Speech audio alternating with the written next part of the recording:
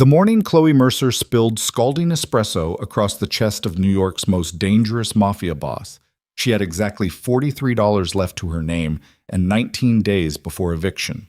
The entire executive floor held its breath, waiting for Dario Valenti to destroy her.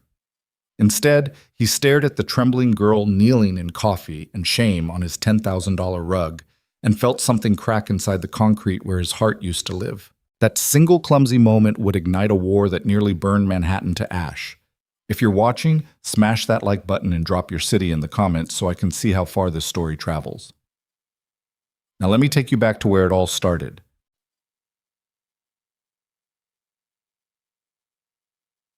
Rain came down like nails against the windows of Valenti Maritime Holdings that Tuesday morning.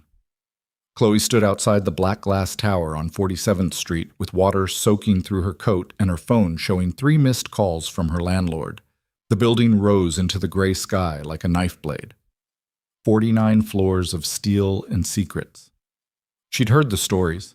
Everyone had. Dario Valenti didn't run a shipping company. He ran an empire held together with blood and intimidation. His secretaries never lasted longer than a week. Some said they quit. Others whispered darker endings. Khloe needed the job anyway. Her checking account had $43. Rent was 11 days overdue. The collection agency had started calling about her student loans. She'd applied to 72 positions in the last month. This was the only callback. The job posting had been bare bones, executive assistant, immediate start. The pay was triple what any legitimate office offered. That alone should have been a warning. She pushed through the revolving doors into a lobby that smelled like money and fear. Black marble floors, chrome fixtures polished to mirrors, security guards in suits that didn't hide the bulges under their arms. A receptionist with perfect hair glanced up from her desk. "I'm here for the assistant position," Khloe said. Her voice came out smaller than she wanted. The woman's expression shifted, something like pity. "49th floor, they're expecting you." The elevator ride felt like descending into a tomb. Khloe watched the numbers climb. Her reflection in the brushed steel doors showed a girl wearing a thrift store coat and shoes with cracked leather. Her dark hair hung limp from the rain. She didn't belong here. Everyone would know it the second she stepped off this elevator. The doors opened. The entire floor stretched out in cold corporate perfection. Floor-to-ceiling windows overlooking Manhattan. Desks arranged in perfect rows. Men in expensive suits moved through the space like sharks. Nobody smiled. Nobody looked at her. The air itself felt heavy with unspoken violence. A woman approached, mid-40s, severe bun, eyes like a prison warden. "You're the new girl?" She didn't wait for an answer. "I'm Greta, office manager. Follow me." They walked past cubicles where men spoke in low voices about shipping manifests and port schedules. Except the numbers were wrong. Khloe had worked enough temp jobs to recognize cooked books when she heard them, container counts that didn't match tonnage, cargo manifests that referenced products without proper codes. These weren't legitimate shipping conversations. They were criminals pretending to be businessmen. Her stomach twisted. "The kitchen's there," Greta said, pointing to a door. "Mr. Valenti takes his espresso at 9 sharp. 3 shots, no sugar, no milk. If you're even 30 seconds late, don't bother coming back." "Understood," Khloe whispered. "His office is through those doors." "Knock twice. Don't speak unless spoken to. Don't touch anything on his desk. Don't make eye contact for longer than 3 seconds." Greta paused. "And for the love of everything, don't spill anything." Khloe's hands were already shaking. The kitchen was industrial and spotless. The espresso machine looked like it cost more than her car. She found the beans in a locked cabinet. Premium Italian roast. She'd never made espresso before. Her previous jobs involved drip coffee and bulk brewers. This machine had more buttons than a cockpit. She managed to figure out the basics. Ground the beans, tamped them down, hit the extraction button. The machine hissed and gurgled. Dark liquid began streaming into the small ceramic cup. It smelled rich and bitter. She checked her phone. 8:58, 2 minutes to spare. She picked up the cup carefully, balanced it on its tiny saucer, started walking toward the office doors. That's when her heel caught on the edge of a floor mat. Time went strange. She felt herself pitching forward. The cup tilted. Hot espresso sloshed over the rim. She tried to recover. Overcorrected. Her shoulder hit the door just as it swung open. The cup flew from her hands. Everything happened in slow motion and all at once. The espresso arced through the air in a perfect brown wave. It hit the man standing in the doorway square in the chest, soaked through his white dress shirt, splashed across his charcoal suit jacket. Steaming liquid dripped down his tie. The man didn't move. Khloe's brain finally caught up to what her body had done. She'd just thrown boiling coffee on Dario Valenti. The office went silent. Every conversation stopped. Every phone call ended. The entire floor held its collective breath. Khloe dropped to her knees. The ceramic cup had shattered on the Persian rug beneath his feet. She started grabbing pieces with trembling hands. "I'm so sorry. I'm so sorry. I didn't mean—" "Stop." His voice was quiet. That somehow made it worse. She looked up slowly. Dario Valenti looked like something carved from violence. Mid-30s, dark hair swept back, sharp jaw, amber eyes that seemed to calculate the exact cost of human life. Coffee dripped from his ruined shirt onto his $2,000 Italian shoes. He should have been screaming, should have been dragging her to the elevator, should have been making her disappear. Instead, he just stared at her. "What's your name?" he asked. "Khloe Mercer." She could barely get the words out. "I'm so sorry, Mr. Valenti. I'll pay for the dry cleaning. You're the new secretary." "Yes, sir." "Stand up." She stood. Her knees barely held her. Every person on the floor was watching now, waiting to see what happened to the girl stupid enough to assault the boss during her first hour. Dario studied her face. She tried not to cry, tried not to shake, failed at both. "Greta," he said without looking away from Khloe, "get me a new shirt, and someone clean this up." He turned and walked back into his office. The door closed behind him. Khloe stood there in shock. She wasn't dead. She wasn't fired. She didn't understand what had just happened. Greta appeared beside her.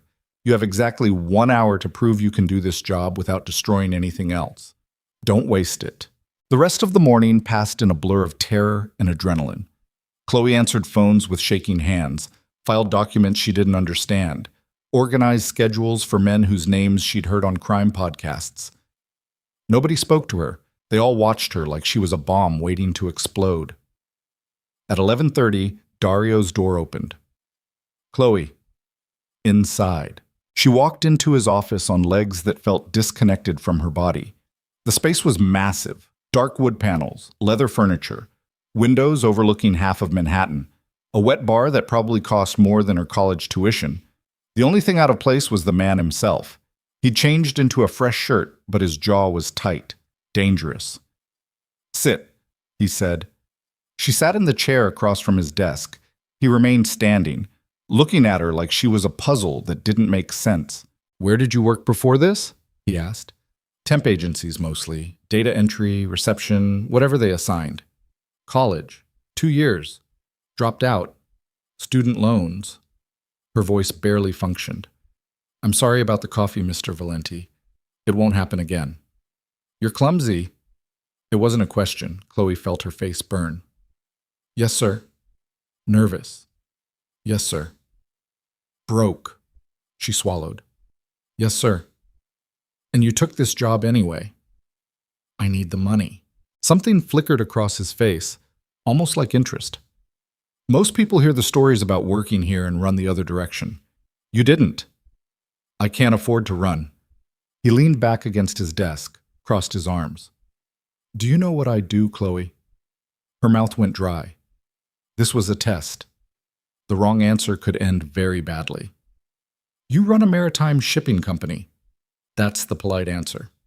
"That's the only answer I know, Mr. Valenti." His mouth curved, not quite a smile. Something colder. "You're smarter than you look. Good. I don't need someone smart. I need someone invisible. Someone who keeps their head down and doesn't ask questions. Can you do that?" "Yes, sir." The previous secretary lasted 4 days. The one before her made it almost 2 weeks before she had a nervous breakdown in the bathroom and quit without notice. This job will destroy you if you let it. The hours are brutal, the work is demanding, and what you see here stays here, forever. Understood? Khloe nodded. "Say it out loud." "I understand." "Good." He pushed off the desk. "You start immediately. Answer my calls, manage my schedule, stay out of my way. Make me another espresso at 2. Don't spill it this time. She stood quickly, too quickly, knocked her knee into the corner of his desk. Pain shot up her leg. She bit back a curse. Dario watched her limp toward the door. Khloe, she stopped. You're either the unluckiest person I've ever met or the luckiest. I haven't decided which. She didn't know what to say to that, so she just nodded and left. The afternoon was somehow worse than the morning. Khloe answered 14 calls. 11 of them involved conversations that sounded like coded threats. The shipment from Atlantic City needs to be redirected. Tell Carlo we're moving up the timeline. The product won't clear customs without additional insurance. She wrote everything down and tried not to think about what any of it meant. At 2 o'clock, she made Dario's espresso. This time she walked with both hands wrapped around the cup, moved so slowly an elderly woman with a walker could have passed her. She knocked twice on his door. Come in. She entered carefully, set the cup on his desk without incident, started to leave. Wait. She froze. Dario was on a phone call. His voice was low and controlled, but there was steel underneath. I don't care what Santoro thinks he's owed. The territory lines were set 5 years ago. If he crosses them again, it won't be a conversation. He hung up, looked at Khloe. You're still here. You said wait. I did. He picked up the espresso, took a sip. Better. Thank you, Mr. Valenti. You can go. She made it halfway to the door before she tripped over nothing, caught herself on a side table. A glass paperweight wobbled, but didn't fall. Jesus Christ, Dario muttered. Sorry, she whispered. Do you have some kind of condition? I'm just clumsy. Clearly. She escaped before she could destroy anything else. The days bled together after that. Khloe arrived before dawn and left after dark. She learned the rhythms of the office. The men who visited Dario weren't businessmen. They were soldiers, enforcers, men with violence written into their bones. They spoke in euphemisms, but the meaning was always clear. Territories, collections, cleanups. This wasn't a shipping company. It was the administrative heart of a criminal empire. She kept her head down, did her job, tried to become invisible. But invisibility was harder when you kept breaking things. On Thursday, she shredded the wrong document. Dario caught it before it was too late, but his jaw went tight and dangerous. On Friday, she knocked over a vase during a meeting with 3 men who looked like they strangled people for fun. The vase shattered. Everyone stared at her. She cleaned it up with shaking hands while the men discussed moving product through the docks. By the end of her first week, Khloe had developed a reputation. The clumsy secretary who somehow hadn't been fired yet. Monday morning started with Greta dropping a stack of files on Khloe's desk.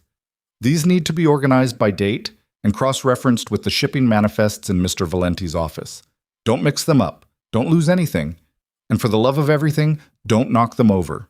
Khloe carried the files carefully into Dario's office. He was in a meeting. She could hear voices through the heavy door. She set the files on the corner of his desk and started sorting them.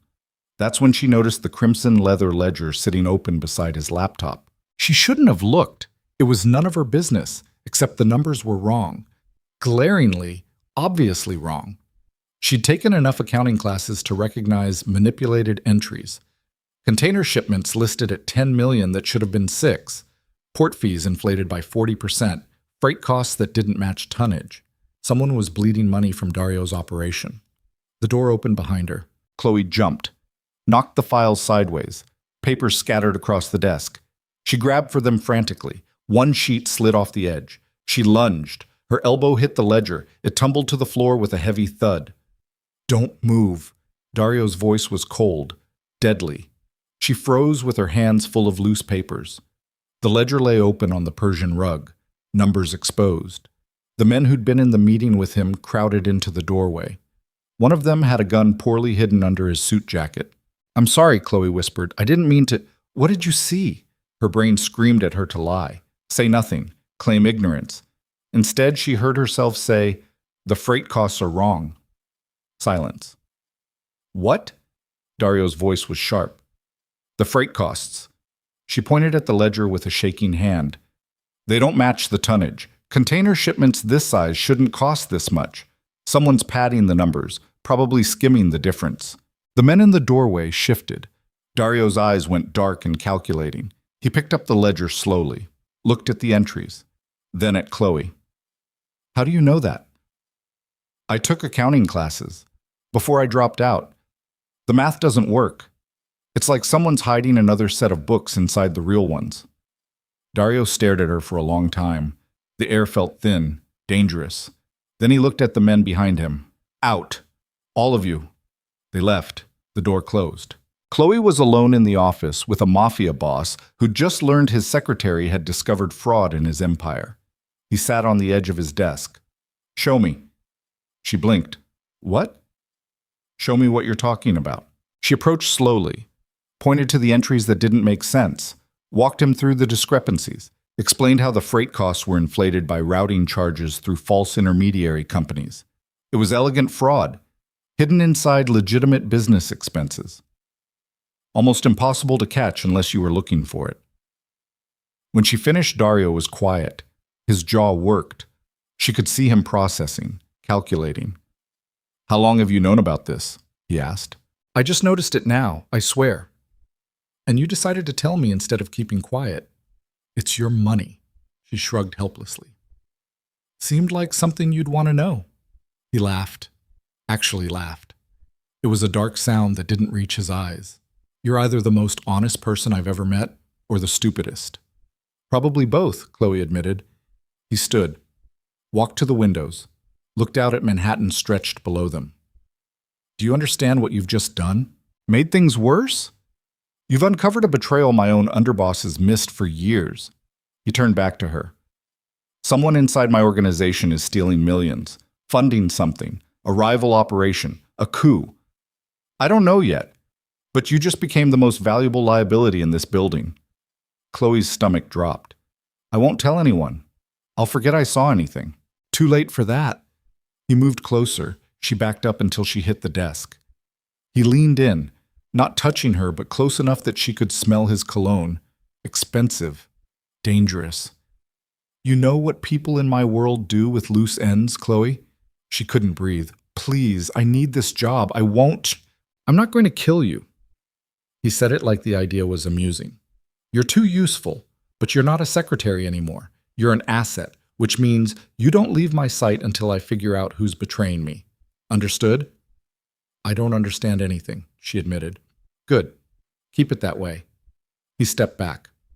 Go home. Pack a bag. You're moving into the secured residence tonight.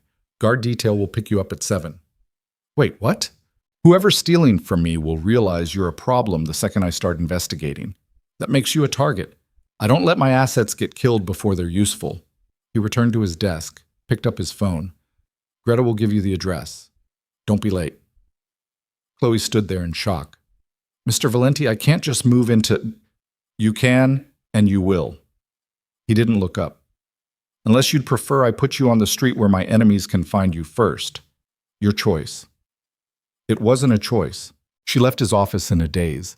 Greta handed her a key card and an address in Tribeca. The car will be there at 7. Don't make them wait. Khloe went home to her shitty studio apartment and packed everything she owned into 2 duffel bags. Her hands shook the entire time. She'd stumbled into something so far over her head she couldn't even see the surface anymore. This morning she'd been a broke temp secretary. Tonight she was being moved into protective custody by the mafia. The car arrived at 7 exactly. Black SUV, tinted windows. Driver who didn't speak. They took her to a building in Tribeca that looked like a fortress disguised as luxury condos. Security in the lobby, cameras everywhere. The elevator required a key card. Her apartment was on the 18th floor. It was bigger than her entire previous building. Modern kitchen, living room with floor-to-ceiling windows, bedroom with a king bed. Everything was expensive and cold and felt like a cage. She dropped her bags on the floor and sat on the couch. This was insane. She should run. Should call the police. Should do anything except sit here waiting to become collateral damage in a mob war. Instead, she pulled out her phone and Googled Dario Valenti. The search results were sanitized. Articles about his legitimate shipping business. Photos from charity galas. A profile in Forbes about his business acumen. But between the lines, she found the real story. Rumors of Sicilian family connections. Whispered associations with organized crime. 2 federal investigations that went nowhere. He wasn't just a criminal, he was untouchable. And she'd just stumbled into the middle of his empire holding evidence that could destroy someone powerful. Her phone buzzed, text from an unknown number. Sleep well. Tomorrow we start finding out who wants me dead. No signature. It didn't need one. Khloe stared at the message until her screen went dark. Then she walked to the windows and looked out at New York glittering below. Somewhere in that maze of light and shadow, someone was stealing from Dario Valenti. Someone with access to his books, his systems, his trust. And somehow a clumsy girl who couldn't even carry a cup of coffee had become the key to exposing them. She pressed her forehead against the cold glass and wondered how long she had before this whole thing exploded. The answer came faster than she expected. At 3 a.m, her phone rang. She jerked awake, grabbed it off the nightstand. Hello? Get dressed, Dario's voice. Sharp, alert. We're going to the docks. Someone just tried to hijack one of my shipments. I want you to see the manifest before they clean up the scene. It's 3 a.m. Crime doesn't keep business hours. Downstairs, 5 minutes. He hung up. Khloe sat in the dark bedroom of a strange apartment, holding a phone that connected her to a man who could make her disappear with a single word. She got dressed, because somewhere between the spilled coffee, the shattered vase, and the crimson ledger full of betrayal, Khloe Mercer had stopped being invisible. And in Dario Valenti's world, visibility was the most dangerous thing you could be. The SUV cut through empty Manhattan streets like a blade through water. Khloe sat in the back seat watching streetlights blur past while her heart hammered against her ribs. Dario was beside her, silent, his jaw set in that way that meant someone was about to have a very bad night. 2 guards rode up front. Neither spoke. The only sound was the engine and the occasional crackle of a radio. What am I supposed to be looking for? Khloe asked finally. Discrepancies. Dario didn't look at her. His eyes tracked the street, always watching, always calculating. Someone knew which shipment to hit, knew the route, the timing, the security detail. That information doesn't leak by accident. You think it's connected to the ledger. I know it is.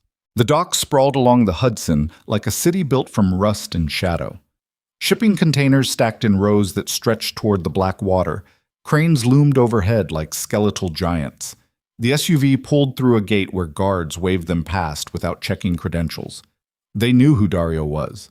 Everyone did. The vehicle stopped beside a warehouse with its loading door torn open. Bullet holes stitched across the metal siding. Glass scattered across the pavement caught the headlights like diamonds. 3 more SUVs were already there. Men in dark suits moved through the wreckage with flashlights and weapons. Khloe stepped out into cold air that smelled like oil and river water. Her breath fogged. She pulled her coat tighter and followed Dario toward the warehouse. Inside was chaos. Shipping containers ripped open, cargo scattered across the floor. Blood streaked the concrete in long, dark smears. She counted 4 bodies covered with tarps. Nobody seemed bothered by them. They were just obstacles to step around while the real work got done. A man approached Dario, 50s, gray hair, expensive suit that didn't hide the gun on his hip. Boss, we got here 20 minutes after the call came in. They were already gone. How many? Dario's voice was flat. At least 6, maybe more. Professional crew. In and out in under 10 minutes. What did they take? That's the thing. The man gestured toward the torn containers. They didn't take anything, just tore everything apart looking for something specific. When they didn't find it, they executed the security team and vanished. Dario's jaw tightened. Show me the manifests. They walked to a makeshift command station set up on folding tables. Laptops, documents, photos of the crime scene. Khloe hung back trying to stay invisible, trying not to look at the bodies under the tarps. The man pulled up shipping documents on a laptop. This container was supposed to have premium automotive parts, high-end European imports, clean paperwork, nothing that should draw attention. Khloe moved closer, looked at the screen. The numbers tickled something in the back of her brain.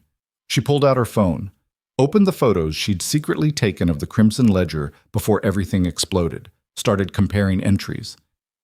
Wait, she said quietly. Everyone looked at her. She felt her face flush but forced herself to keep talking. This container, the freight cost is inflated exactly like the ones in the ledger. Same pattern, same percentage over actual value. Dario was beside her in 2 strides. Show me. She pulled up the photos, pointed out the matching discrepancies. Whoever's cooking your books is using the same method here. They're marking certain shipments with inflated costs, like flags. Someone on the outside would know which containers to hit based on these numbers. They're using my own system to coordinate attacks, Dario said. His voice was dangerous and quiet. It looks that way. He turned to the gray-haired man. Pull every shipment in the last 6 months with freight costs over standard margins.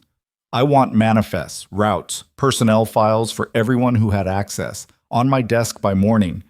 Boss, that's hundreds of... Then you better get started. The man nodded and started barking orders into his phone. Dario grabbed Khloe's arm. Not rough, but firm.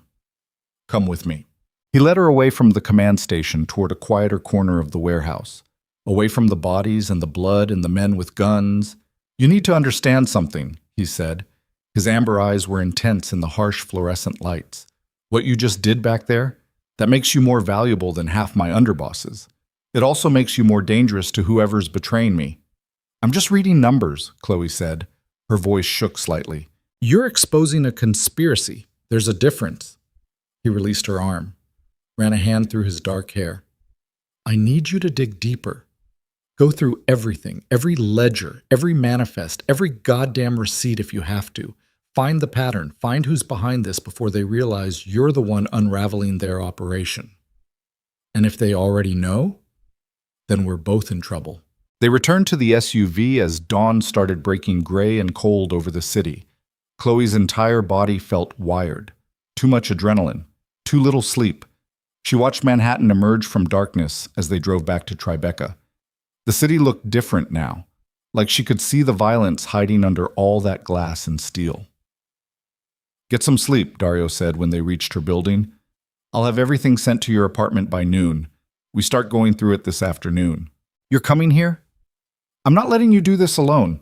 Someone's going to notice when I start pulling records. When that happens, you become a target. He looked at her hard. I protect my assets. I'm not an asset, she said. It came out sharper than she intended. I'm a person. Something flickered across his face, almost like surprise. I know, that's the problem. He left before she could ask what he meant. Khloe rode the elevator to her apartment in a fog of exhaustion and confusion. She collapsed on the couch without taking off her coat. Sleep hit her like a hammer. She woke to pounding on the door. Sunlight streamed through the windows. Her phone said 1:15. She'd slept for almost 7 hours. The pounding came again. Harder. I'm coming, she called. She opened the door to find 2 men in suits holding document boxes. Behind them, Dario stood with his phone to his ear, finishing a conversation that sounded like a threat. Bring it all inside, he said to the men. They filed past Khloe into the apartment and started stacking boxes on her dining table. 6 boxes, each one full of files and ledgers and printed manifests. The men left without a word. Dario closed the door behind them. You look like hell, he said. Thanks. Khloe hadn't showered. Her hair was a mess. She was still wearing yesterday's clothes. I wasn't expecting company. Get used to it. He shrugged out of his suit jacket and draped it over a chair. Rolled up his sleeves. For the first time since she'd met him, he looked almost human. Tired lines around his eyes. Tension in his shoulders. This was costing him something. She just didn't know what yet. Coffee, she offered. Please. She made coffee while he started unpacking boxes. By the time she brought him a mug, he had documents spread across the entire dining table. Ledgers open, manifests sorted by date, his laptop showing spreadsheets that made her head hurt. Start with these, he said, pointing to a stack of shipping manifests. Look for the same pattern you found before. Flag anything that doesn't make sense. They worked in silence for hours. Khloe cross-referenced documents until her eyes burned. Every 20 minutes, she found another discrepancy, another inflated cost, another container marked with numbers that shouldn't exist. The pattern was clear, systematic. Someone had been bleeding Dario's operation for at least 2 years. It's not just theft, she said finally. Whoever's doing this is smart. They're not taking enough to trigger automatic audits. They're spreading it across different accounts, different ports, making it look like normal cost fluctuations. How much total? Dario asked without looking up from his laptop. She did the math in her head. Conservative estimate? 30 million, maybe more. He went very still. 30 million.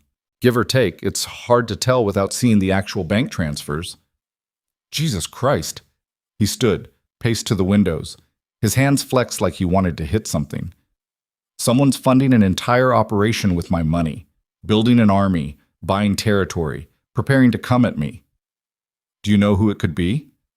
I have enemies. He laughed darkly. But most of them don't have the patience for something this elaborate. This takes years of access, trust. Someone inside my inner circle. The way he said it made Khloe's skin crawl. How many people have that kind of access? 6, maybe 7. He turned to face her. My attorney, my accountant, 3 underbosses who handle port operations. My brother. Your brother? Half-brother. Marco. Dario's expression went flat. We don't talk much. Could it be him? I don't know. That's what scares me. His phone rang. He answered on the second ring. What? Khloe couldn't hear the other side, but she watched Dario's face change. Harden. When? A pause. Where is he now? Another pause. Don't let him leave. I'm on my way. He hung up, grabbed his jacket. What happened? Khloe asked. My accountant, Gerald Chen, he just tried to board a private flight to the Cayman Islands. Dario's voice was cold, controlled. They caught him at Teterboro with $2 million in cash and a fake passport. Oh my God, I need to go. He looked at her hard. Stay here. Lock the door. Don't answer for anyone except me or Greta. Understood? What are you going to do to him? What do you think? He left before she could respond. Khloe stood alone in the apartment, surrounded by evidence of betrayal, and felt her stomach turn. She'd just helped catch someone who was about to die. Maybe not tonight, maybe not even this week, but eventually. That's how this world worked. Betrayal meant death. She spent the next 3 hours trying not to think about it, tried to focus on the documents, but her hands shook every time she picked up a new file. She kept seeing that look in Dario's eyes, cold, merciless. This was who he really was, a man who made people disappear. Her phone buzzed, text from Dario. Chen wasn't working alone. He gave up names. We're bringing them in. Don't wait up. Khloe didn't wait up. She couldn't have slept anyway. She worked through the documents until her vision blurred, found more discrepancies, more patterns. This conspiracy went deeper than Gerald Chen, way deeper. At 2 a.m, she found something that made her blood run cold. One of the shell companies receiving fraudulent payments was registered under a name she recognized. Silas Barrett, Dario's corporate attorney, the man she'd seen at the office multiple times. Distinguished, expensive suit, kind smile. She grabbed her phone with shaking hands, called Dario. He answered on the first ring. What's wrong? Your attorney, Silas Barrett, he's part of it. Silence on the other end. Then, you're sure? His name is on 3 shell companies receiving payments from the inflated freight costs. He's been laundering the money. Gerald Chen was just the accountant. Barrett's the one orchestrating it. Son of a bitch. She heard him say something to someone else. Muffled orders. Then back to her. I'm coming to get you. We're finishing this tonight. Wait, what? Dario? Barrett doesn't know we're onto him yet. I want you there when we confront him. I need you to walk him through the evidence so he understands exactly how fucked he is. I can't. Yes, you can. This was your discovery. You earned the right to watch him fall. He hung up. 20 minutes later, Khloe was back in the SUV heading toward a location Dario wouldn't name. The city rolled past in darkness. She felt disconnected from her body, like she was watching herself in a movie that kept getting darker. They pulled up to a brownstone in the West Village. Looked expensive, quiet, not the kind of place where terrible things happen. 2 guards stood outside. They nodded at Dario as he approached. Inside was elegant, hardwood floors, expensive art.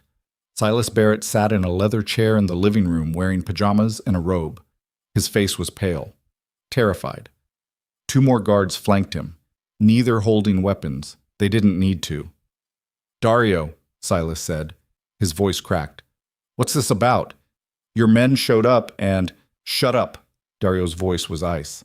Khloe, show him. She stepped forward on shaking legs, pulled documents from the folder she'd brought, laid them out on the coffee table. These are the shell companies you created. These are the fraudulent payments routed through them. These are the bank accounts in the Cayman Islands where the money ends up. You've been stealing from Dario for 2 years, $30 million. Gerald Chen was just moving the numbers. You were the architect. Silas stared at the documents. His hands trembled. That's not... I didn't... Don't lie to me. Dario moved closer. I've known you for 7 years, trusted you with everything, and you've been funding my enemies with my own money. Who are you working with? Who's the endgame? Dario, please. Who? The shout echoed through the brownstone. Silas flinched. Tears ran down his face. They said they'd kill my daughter. My wife. They had pictures, addresses. I didn't have a choice. Everyone has a choice. Dario crouched down to eye level. Who threatened you? I don't know his name. He never told me. Just sent instructions, threats, money transfers. Bullshit. I swear. I never met him face to face. Everything was through encrypted messages, burner phones. I just did what he said and prayed he'd leave my family alone. Dario stood, looked at Khloe. Do you believe him? She studied Silas. The terror in his eyes looked real, but so did the guilt. I don't know, maybe? Wrong answer. Dario turned back to Silas. You're going to give me everything, every message, every instruction, every detail you remember, and then you're going to help me find whoever's behind this. If you do that, your family stays safe. If you don't... He left the threat unfinished. Silas nodded frantically. Anything. I'll tell you anything. What followed was 3 hours of interrogation. Silas talked until his voice went hoarse, gave up phone numbers, account details, meeting locations. Khloe took notes while Dario asked questions that peeled back layers of the conspiracy. By the time the sun started rising, they had a clearer picture. Someone had approached Silas 2 years ago, threatened his family, forced him to create the shell companies and funnel money into offshore accounts. That money was being used to fund a hostile takeover, not just of Dario's territory, of the entire Sicilian syndicate structure on the East Coast. It's a coup, Dario said finally. Someone wants to replace the old families with new leadership. They've been building an army with stolen money and waiting for the right moment to strike. Do you know who? Khloe asked. I have an idea. His expression was grim. There's only one person with the ambition and the connections to pull something like this off. My brother. The name hung in the air like poison. Marco's been running the Boston territory for 5 years, Dario continued. Always wanted more. Always felt like I got the empire because I was born first. This would be exactly his play. Subtle, long-term, using my own infrastructure against me. What are you going to do? Silas asked quietly. What I should have done years ago. Dario stood. Greta, have Marco brought to the office. Tell him it's urgent, family business. Don't let him bring his own people. One of the guards made a phone call, spoke in low tones, hung up. He'll be there in 2 hours. Dario nodded, looked at Khloe. You're coming. Why? Because you're the one who cracked this open. You deserve to see how it ends. They left Silas under guard and drove back to Manhattan as the city woke up around them. Morning traffic, coffee shops opening, people heading to normal jobs where nobody got interrogated in brownstones at 4 a.m. Khloe felt hollow, exhausted beyond sleep.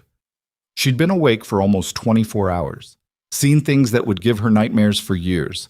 And somehow she was still moving forward because stopping meant thinking about what all of this meant. The 49th floor of Valenti Maritime Holdings was empty when they arrived. Too early for the regular staff, just guards and silence. Dario led her to his office, closed the door, poured himself a drink from the wet bar. You should eat something, he said. I'm not hungry. Eat anyway. You look like you're going to pass out. He ordered food from somewhere. It arrived 20 minutes later. Bagels, fruit, coffee that actually tasted good. Khloe ate mechanically, barely tasting anything. Her brain couldn't process food and conspiracy and exhaustion all at once. Why do you keep me around? She asked suddenly. Dario looked up from his phone. What? I'm a secretary who spills things and breaks things and stumbles into mob conspiracies. Why haven't you gotten rid of me? Found someone competent? He studied her for a long moment. You want the truth? Please. Because you're not scared of the right things. He set down his phone. Everyone in my world is terrified of me, my power, my reputation, my capacity for violence. They're so busy being afraid they miss everything else. But you? He almost smiled. You're scared of tripping, of spilling coffee, of saying the wrong thing. You're not scared of me. That makes you different, useful. I am scared of you, Khloe admitted. No. You're scared of disappointing me. There's a difference. Before she could respond, Greta's voice came through the intercom. He's here. Dario's expression shifted, went cold and dangerous. Send him in. The door opened. Marco Valenti looked like a younger version of Dario. Same dark hair, same sharp features. But where Dario carried violence like a second skin, Marco wore ambition. It radiated off him. He walked into the office smiling, confident. Brother, he said. Greta said it was urgent. What's going on? Sit down, Dario said. Marco's smile faltered. Is everything all right? Sit. Down. Marco sat. His eyes flicked to Khloe. Who's this? My secretary. She's the one who uncovered your little operation. The color drained from Marco's face. I don't know what you're... Don't. Dario's voice could have cut glass. I know about the shell companies, the stolen money, the plan to take over the East Coast territories. Silas Barrett gave you up. Gerald Chen gave you up. Everyone you corrupted is giving you up right now. Marco's hands gripped the armrests of his chair. You don't understand. The old ways are dying. The families are weak. I was trying to save us, make us stronger. By stealing from me. By building something better. You're so busy maintaining your little empire, you can't see it's already crumbling. I was preparing for the future. No. Dario stood, moved around the desk. You were preparing to stab me in the back the second you thought you could win. We're brothers. That stopped mattering when you betrayed the family. Marco shot to his feet. The family? You mean your control, your power. You never gave me a chance to be anything but your subordinate. I earned my place in Boston, built those operations from nothing, and you still treat me like a soldier. Because that's all you ever were. Dario's voice was quiet, dangerous. A soldier who got too ambitious. So what now? Marco's face twisted with rage. You gonna kill me? Your own brother? I should, but you won't. Marco laughed bitterly. Because you're weak, you always were. That's why I'm going to win. That's why...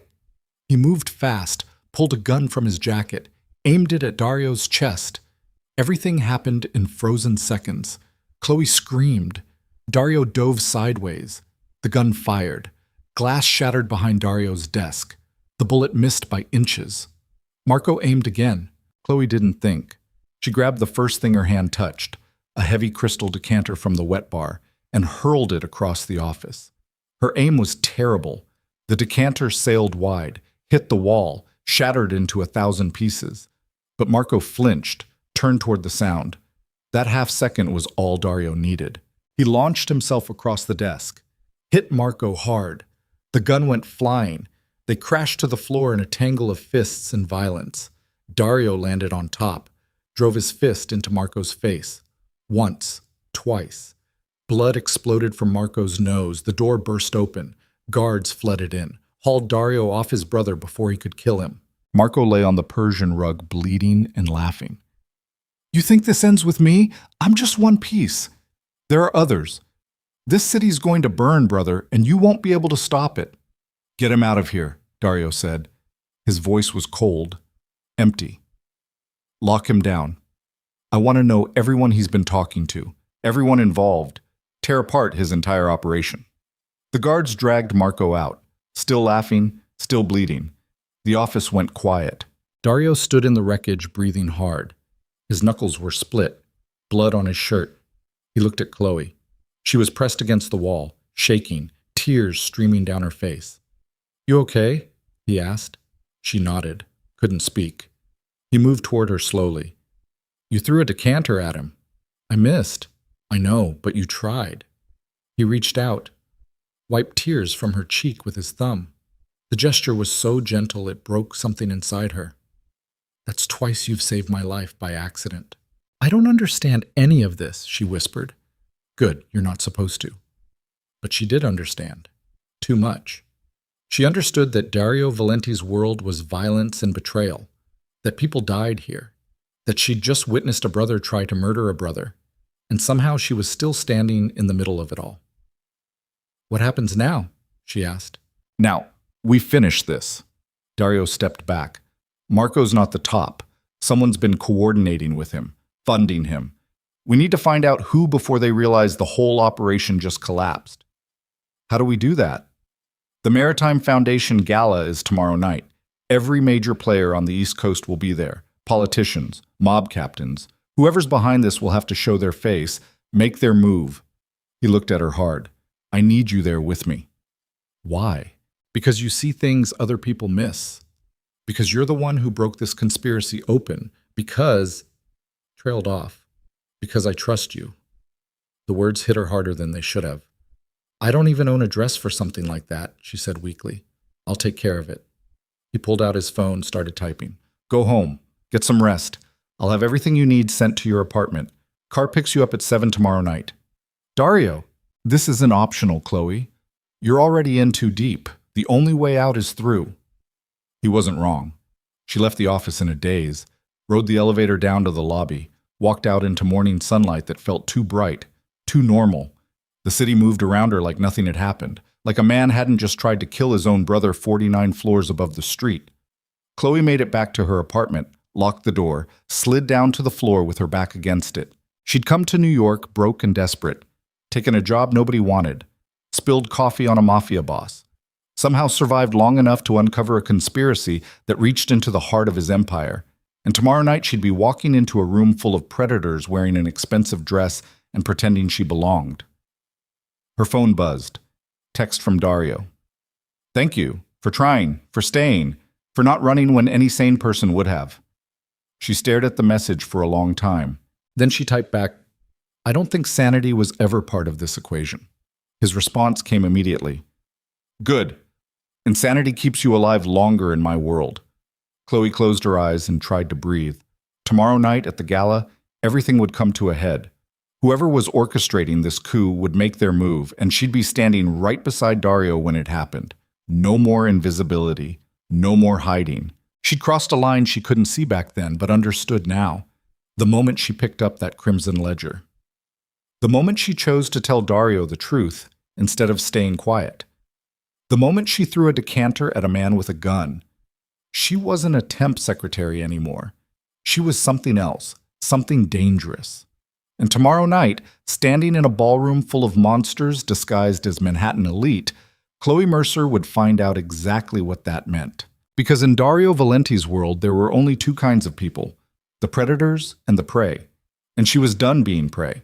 The dress arrived at noon in a garment bag that probably cost more than Khloe's entire wardrobe. She unzipped it slowly and felt her breath catch. Emerald silk that looked like liquid poured into fabric. Simple lines, elegant, the kind of dress that transformed whoever wore it into someone else entirely. She tried it on in front of the bathroom mirror and barely recognized herself. The woman staring back looked polished, dangerous, like she belonged in Dario's world instead of running from it. The dress hugged every curve, made her look taller, stronger. A pair of diamond earrings came in a separate box with a note in Dario's handwriting. Borrowed from the vault. Don't lose them. They're worth more than most people's houses. Khloe touched the diamonds carefully. They were cold and heavy against her fingers. Real wealth, real power. She put them on and watched how they caught the light. This was who she had to be tonight. Not the clumsy girl who spilled coffee. Not the broke temp secretary. Someone who could stand beside a mafia king without flinching. Her phone buzzed. Dario. Car's downstairs. Don't be late. She grabbed a small clutch, checked herself one more time, then rode the elevator down with her heart trying to climb out of her throat. The SUV waited at the curb. Dario stood beside it wearing a tuxedo that looked custom-made to kill. His dark hair was swept back, his jaw clean-shaven.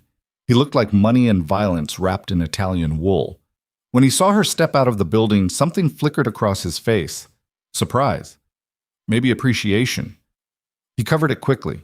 You clean up well, he said. So do you. He opened the door for her. She slid into the back seat. He followed. The partition between them and the driver was up. Privacy glass. The city rolled past outside. Nervous? Dario asked. Terrified. Good. Fear keeps you sharp. He pulled out his phone, showed her photos. These are the people who matter tonight. Vincent Calabrese runs the Jersey ports, been making noise about expanding territory. Anthony Russo, old family, Boston connections, could be working with Marco. And this woman, he swiped to another photo. Diana Marchesi. She took over her father's operations 5 years ago. Ruthless, smart. If someone's orchestrating a coup, she'd have the resources. Khloe studied the faces, tried to memorize them. What am I supposed to do? Watch. Listen. Tell me if you notice anything off. These people are good at hiding their intentions, but nobody's perfect. Someone will slip, make a move. When they do, I need you to catch it. And if I miss it, you won't. He said it with certainty, like he believed it more than she did. The Waldorf Royale rose into the Manhattan night like a temple to excess. Limousines lined the street, photographers behind velvet ropes, security everywhere. Khloe stepped out of the SUV and felt the cold air hit her bare shoulders. Dario offered his arm. She took it. They walked past the cameras together. Flashes exploded. Someone shouted Dario's name. He ignored them all, just kept moving forward with Khloe on his arm like she'd been there 1,000 times before. Inside was overwhelming. The ballroom stretched out in gold and crystal. Chandeliers hung from ceilings painted with scenes of angels and demons. Hundreds of people in tuxedos and evening gowns moved through the space like dancers in a choreographed nightmare. Waiters carried champagne on silver trays. A string quartet played something classical. Everything gleamed. "Stay close," Dario murmured. His hand rested on her lower back. Possessive, protective. They moved through the crowd. People nodded at Dario, some with respect, some with fear. Nobody approached directly. He was an island of space in a sea of bodies. Khloe felt eyes tracking them, assessing her, wondering who she was and why she mattered. Dario Valenti, a man's voice, smooth, confident. They turned. Vincent Calabrese approached with a blonde woman on his arm. He was 60. Silver hair, expensive suit, smile that didn't reach his eyes. "Vincent," Dario said neutrally. "I heard about the trouble at your docks. Terrible business." Vincent's tone was sympathetic, but his eyes were calculating. "If you need assistance with security, I have people. I'm handling it." "Of course. But if the situation becomes more complicated..." He let the offer hang in the air. "And who is this lovely creature?" "My associate," Dario said before Khloe could speak. "She's helping me with some financial matters." Vincent's eyes sharpened. "Financial matters. How interesting. I didn't realize you were expanding your team." "There's a lot you don't realize, Vincent." The threat was subtle but clear. Vincent's smile tightened. "Well, enjoy your evening." He moved away. The blonde woman glanced back at Khloe once. Her expression was unreadable. "He knows something," Khloe said quietly. "Everyone here knows something. The question is what they're willing to do with it." They continued circulating. Dario introduced her to a dozen people whose names she forgot immediately. Mob captains, politicians, businessmen who ran legitimate empires built on criminal foundations. Everyone smiled, everyone made polite conversation, and everyone was watching everyone else. Khloe felt like she was swimming through shark-infested water. Then she saw him, a man standing near the bar, mid-40s, expensive tuxedo. Face she'd seen in the documents back at her apartment. He was talking to another man. Their conversation looked casual, but their body language was wrong. Too rigid, too controlled. "Dario?" she whispered. 10 o'clock. By the bar. The man in the navy tuxedo. Dario glanced over casually. "That's Richard Foster, corporate attorney. Represents half the families on the East Coast. He's also on the board of 3 shell companies that received money from Silas Barrett's accounts." Dario's expression didn't change, but his hand tightened on her back. "You're certain?" "I spent 6 hours looking at corporate filings. His name came up 14 times. "Who's he talking to?" Khloe watched the other man. "I don't know. I've never seen him before." "That's Anthony Russo, the Boston connection." Khloe's stomach dropped. "They're working together." "Looks that way." Dario pulled out his phone, typed something quickly. "I just sent their photos to my people. We'll know everywhere they've been in the last 6 months by morning." "What do we do now?" "We watch them." See who else they talk to. Map the entire network before we burn it down. They spent the next hour shadowing Foster and Russo without being obvious. Watched them move through the crowd, shake hands, share drinks. Every interaction looked innocent, but Khloe noticed patterns. Certain people got more attention, longer conversations, private asides near the windows. She was mentally cataloging faces when she saw something that made her blood freeze. Greta. Dario's office manager stood near the back of the ballroom talking to Richard Foster. Their conversation was brief. Foster handed her something small. Greta tucked it into her purse and walked away. Dario, Khloe said. Her voice came out strangled. What? Greta, she just took something from Foster. Dario followed her gaze. His entire body went still. You're sure it was her? Positive. He pulled Khloe toward the exit, fast enough to be urgent, slow enough not to draw attention. They made it to a private corridor away from the ballroom. Dario pulled out his phone and made a call. Where's Greta right now? He listened. His expression turned dark. Find her. Don't let her leave the building. He hung up, looked at Khloe. She's not in the ballroom anymore. What does that mean? It means she's running. He started walking. Come on. They moved through the service corridors of the Waldorf, past kitchens where staff worked frantically, through hallways lined with equipment and storage. Dario moved like he'd memorized the layout. 2 guards appeared from nowhere, fell into step behind them. Loading dock, one of them said. She's heading for the loading dock. They burst through a heavy door into the cold night air. The loading dock was a concrete platform overlooking a dark alley. Delivery trucks, dumpsters, emergency lighting that cast everything in harsh shadows. Greta stood at the edge of the platform. She'd changed out of her evening gown into street clothes. A black SUV idled in the alley below. She turned when she heard them. Her face was pale but composed. Greta, Dario said. His voice was cold. Going somewhere? I'm done, Dario.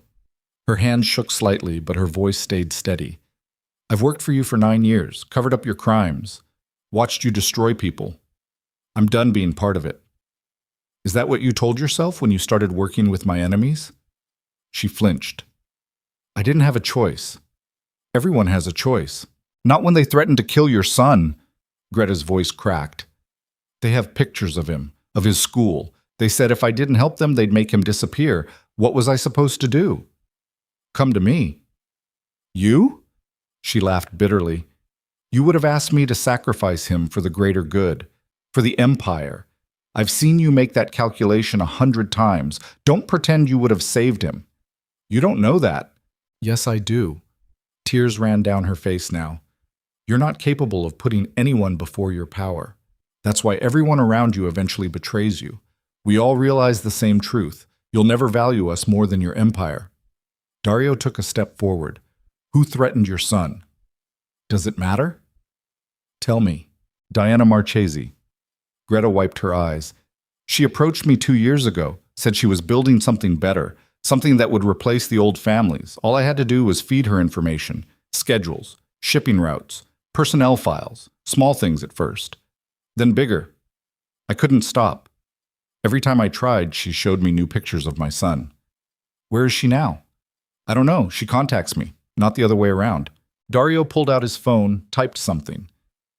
Diana Marchese left the gala 20 minutes ago. She's in the wind. One of the guards stepped forward. Boss, we got movement in the alley. Everyone turned. The black SUV's doors opened. Men in tactical gear poured out. 6 of them, armed, moving fast. They aimed weapons at the loading dock. Get down! Dario grabbed Khloe and dove behind a stack of pallets. Gunfire erupted. Bullets tore through the air where they'd been standing seconds before. Wood splintered. Concrete exploded. The guards returned fire. Muzzle flashes lit up the darkness like lightning. Khloe pressed herself against the cold concrete. Her ears rang. Her heart hammered so hard it hurt. This was happening. This was real. Someone was trying to kill them. Stay down, Dario shouted over the gunfire. He had his own weapon out now. Fired 3 controlled shots at the alley. One of the tactical guys dropped. More gunfire. The loading dock turned into a war zone. Greta screamed, ran toward the interior door. One of the attackers tracked her movement. Fired. She fell. Khloe watched Greta hit the concrete, blood spreading dark beneath her, her eyes wide and shocked, then empty. Jesus Christ, Khloe whispered. Dario emptied his magazine into the alley. We need to move. Now. He grabbed Khloe's hand and pulled her toward the interior door. One of his guards covered them. The other was down. Not moving. They made it inside just as another burst of gunfire chewed up the door frame behind them. The corridor was chaos, sirens wailing, people screaming. The attack had triggered panic throughout the hotel. Guests in evening wear fled toward exits. Security tried to maintain order and failed. This way, Dario said. He pulled her through the crowd. They moved against the flow of bodies, deeper into the building instead of toward the exits. Where are we going? Khloe gasped. Somewhere they won't expect. They took a service elevator down. Dario used a keycard to access restricted floors. The elevator dropped into the sub-basement, concrete tunnels, mechanical systems, the guts of the building. There's a tunnel system under the old hotel, Dario explained. Connects to 3 other buildings. Prohibition-era smuggling routes. Most people don't even know they exist. They moved through the tunnels fast. Khloe's heels clicked against concrete. The emerald dress was completely impractical for running. She kicked off the shoes and kept moving barefoot. Behind them, the sound of pursuit. Boots on concrete, voices shouting orders. They're following us, Khloe said. I know. They ran harder. The tunnel branched. Dario chose left without hesitating. More running, more darkness. Khloe's lungs burned. Her feet were bleeding. She didn't care. The tunnel ended at a ladder. Dario went up first, pushed open a heavy metal hatch. Cold air rushed in. He pulled Khloe up after him. They emerged in an alley 3 blocks from the Waldorf. Different neighborhood. Industrial. Dark. The sounds of pursuit had faded. For now. Dario pulled out his phone. Made a call. I need extraction. Now. He gave coordinates. Hung up. Looked at Khloe. She was a mess.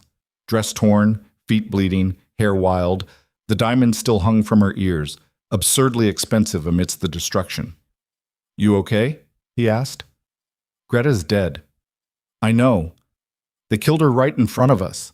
I know. This is insane. Khloe felt hysteria rising. This whole thing is insane. What are we even doing? Why are we running? Because Diana Marchese just made her move. Dario's voice was grim. The attack at the docks. Marco's betrayal. Greta feeding her information. It was all leading to tonight. She waited until we were vulnerable, until we thought we'd won. Then she struck. But why? What does she want? Everything. He leaned against the brick wall. She wants to replace me. Take my territories, my operations. Become the dominant power on the East Coast. And she's been planning it for years. What do? We survive long enough to figure out her next move. Then we destroy her before she destroys us. A black sedan pulled into the alley. Different from Dario's usual vehicles. Civilian plates. The driver was someone Khloe didn't recognize. Dario opened the back door and pushed her inside. Slid in after her. Safe house in Queens, he told the driver. They drove through Manhattan in silence. Khloe watched the city blur past. Everything looked normal. People walking dogs. Couples leaving restaurants. Nobody knew that a war had just exploded inside the Waldorf. Nobody cared. I need to ask you something, Dario said quietly. Khloe looked at him. His face was shadowed, tired. When Greta said I don't value people more than my empire, do you think she was right? The question surprised her. I don't know you well enough to answer that. You've seen enough, spent enough time in my world. You must have an opinion. Khloe thought about it, really thought about it. I think you're capable of caring about people, but I also think you're scared to, because caring makes you vulnerable, and vulnerability gets you killed. He was quiet for a long time. My father used to say the same thing, before his own brother put a bullet in his head over a territory dispute. I'm sorry. Don't be. It taught me an important lesson. Trust is a luxury people like me can't afford. He looked at her. But you make me want to try anyway. That's dangerous. Why? Because wanting things makes you weak, and I can't afford to be weak. Not now. Not with Diana coming for everything I've built. The safe house was a brownstone in Astoria. Quiet street. No obvious security. They went inside and found it spartanly furnished. Functional. A place to hide. Not to live. Dario locked the door, drew the curtains, made several phone calls while Khloe sat on the couch trying to process everything that had happened. Greta was dead. Marco was locked up somewhere. Diana Marchese was orchestrating a coup that had been years in the making. And somehow Khloe was still alive, still in the middle of it all. Dario finished his calls and sat down heavily. My people are pulling together everything we have on Diana, her operations, her allies, her resources. We'll have a full picture by morning. And then what? Then we go to war. Khloe pulled off the diamond earrings carefully, set them on the coffee table. I'm not a soldier, Dario. I'm a secretary who got lucky a few times. I don't know how to fight a war. You've been fighting one since the day you spilled coffee on me. You just didn't realize it. That's different. How? Because nobody was shooting at me then. They are now. He leaned forward.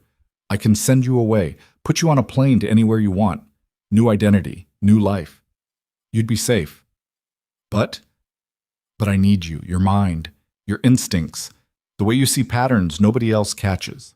Diana's smart. She's had years to plan this. I need every advantage I can get. Khloe looked at him. Really looked at him. Saw the exhaustion, the fear he was trying to hide, the weight of an empire crumbling around him. He was asking her to stay, to fight, to risk her life for a world she'd stumbled into by accident. If I stay, she said slowly, if I help you, what happens after, when this is over? I don't know. Nobody ever gets to after in my world. We just survive until the next threat. That's a terrible answer. It's an honest one. She thought about her apartment, her overdue rent, the normal life she'd been desperate to maintain. All of it felt like it belonged to someone else now. A different Khloe who didn't know how to read criminal ledgers or dodge bullets or watch people die. I'll stay, she said, but not because you need me, because I need to see this through. I need to know if we can actually win. We can't, Dario said, but we might survive. That's the best I can offer. He stood, walked to the window, looked out at the quiet street. Diana made one mistake tonight. What's that? She let us escape, which means she's not ready for the final move yet. She's still positioning pieces, still building to something bigger. That gives us time. How much? Not enough. He turned back to her, said, get some sleep. Tomorrow we start dismantling her operation piece by piece. It's going to be brutal. Khloe didn't sleep. She lay in the small bedroom staring at the ceiling. Every time she closed her eyes, she saw Greta falling, saw the blood spreading across concrete, heard the gunfire echoing through her skull.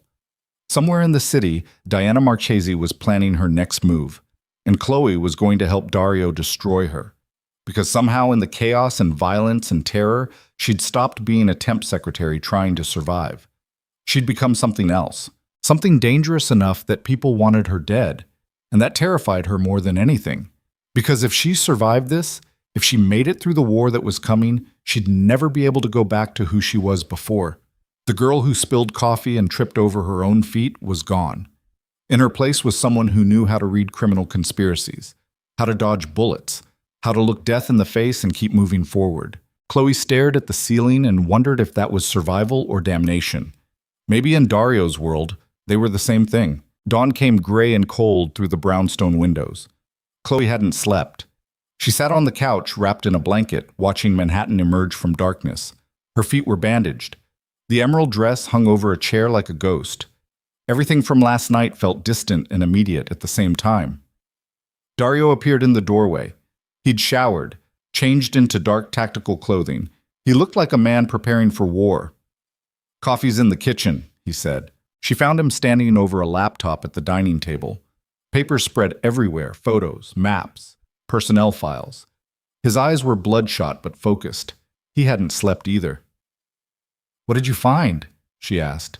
Diana's network is bigger than I thought.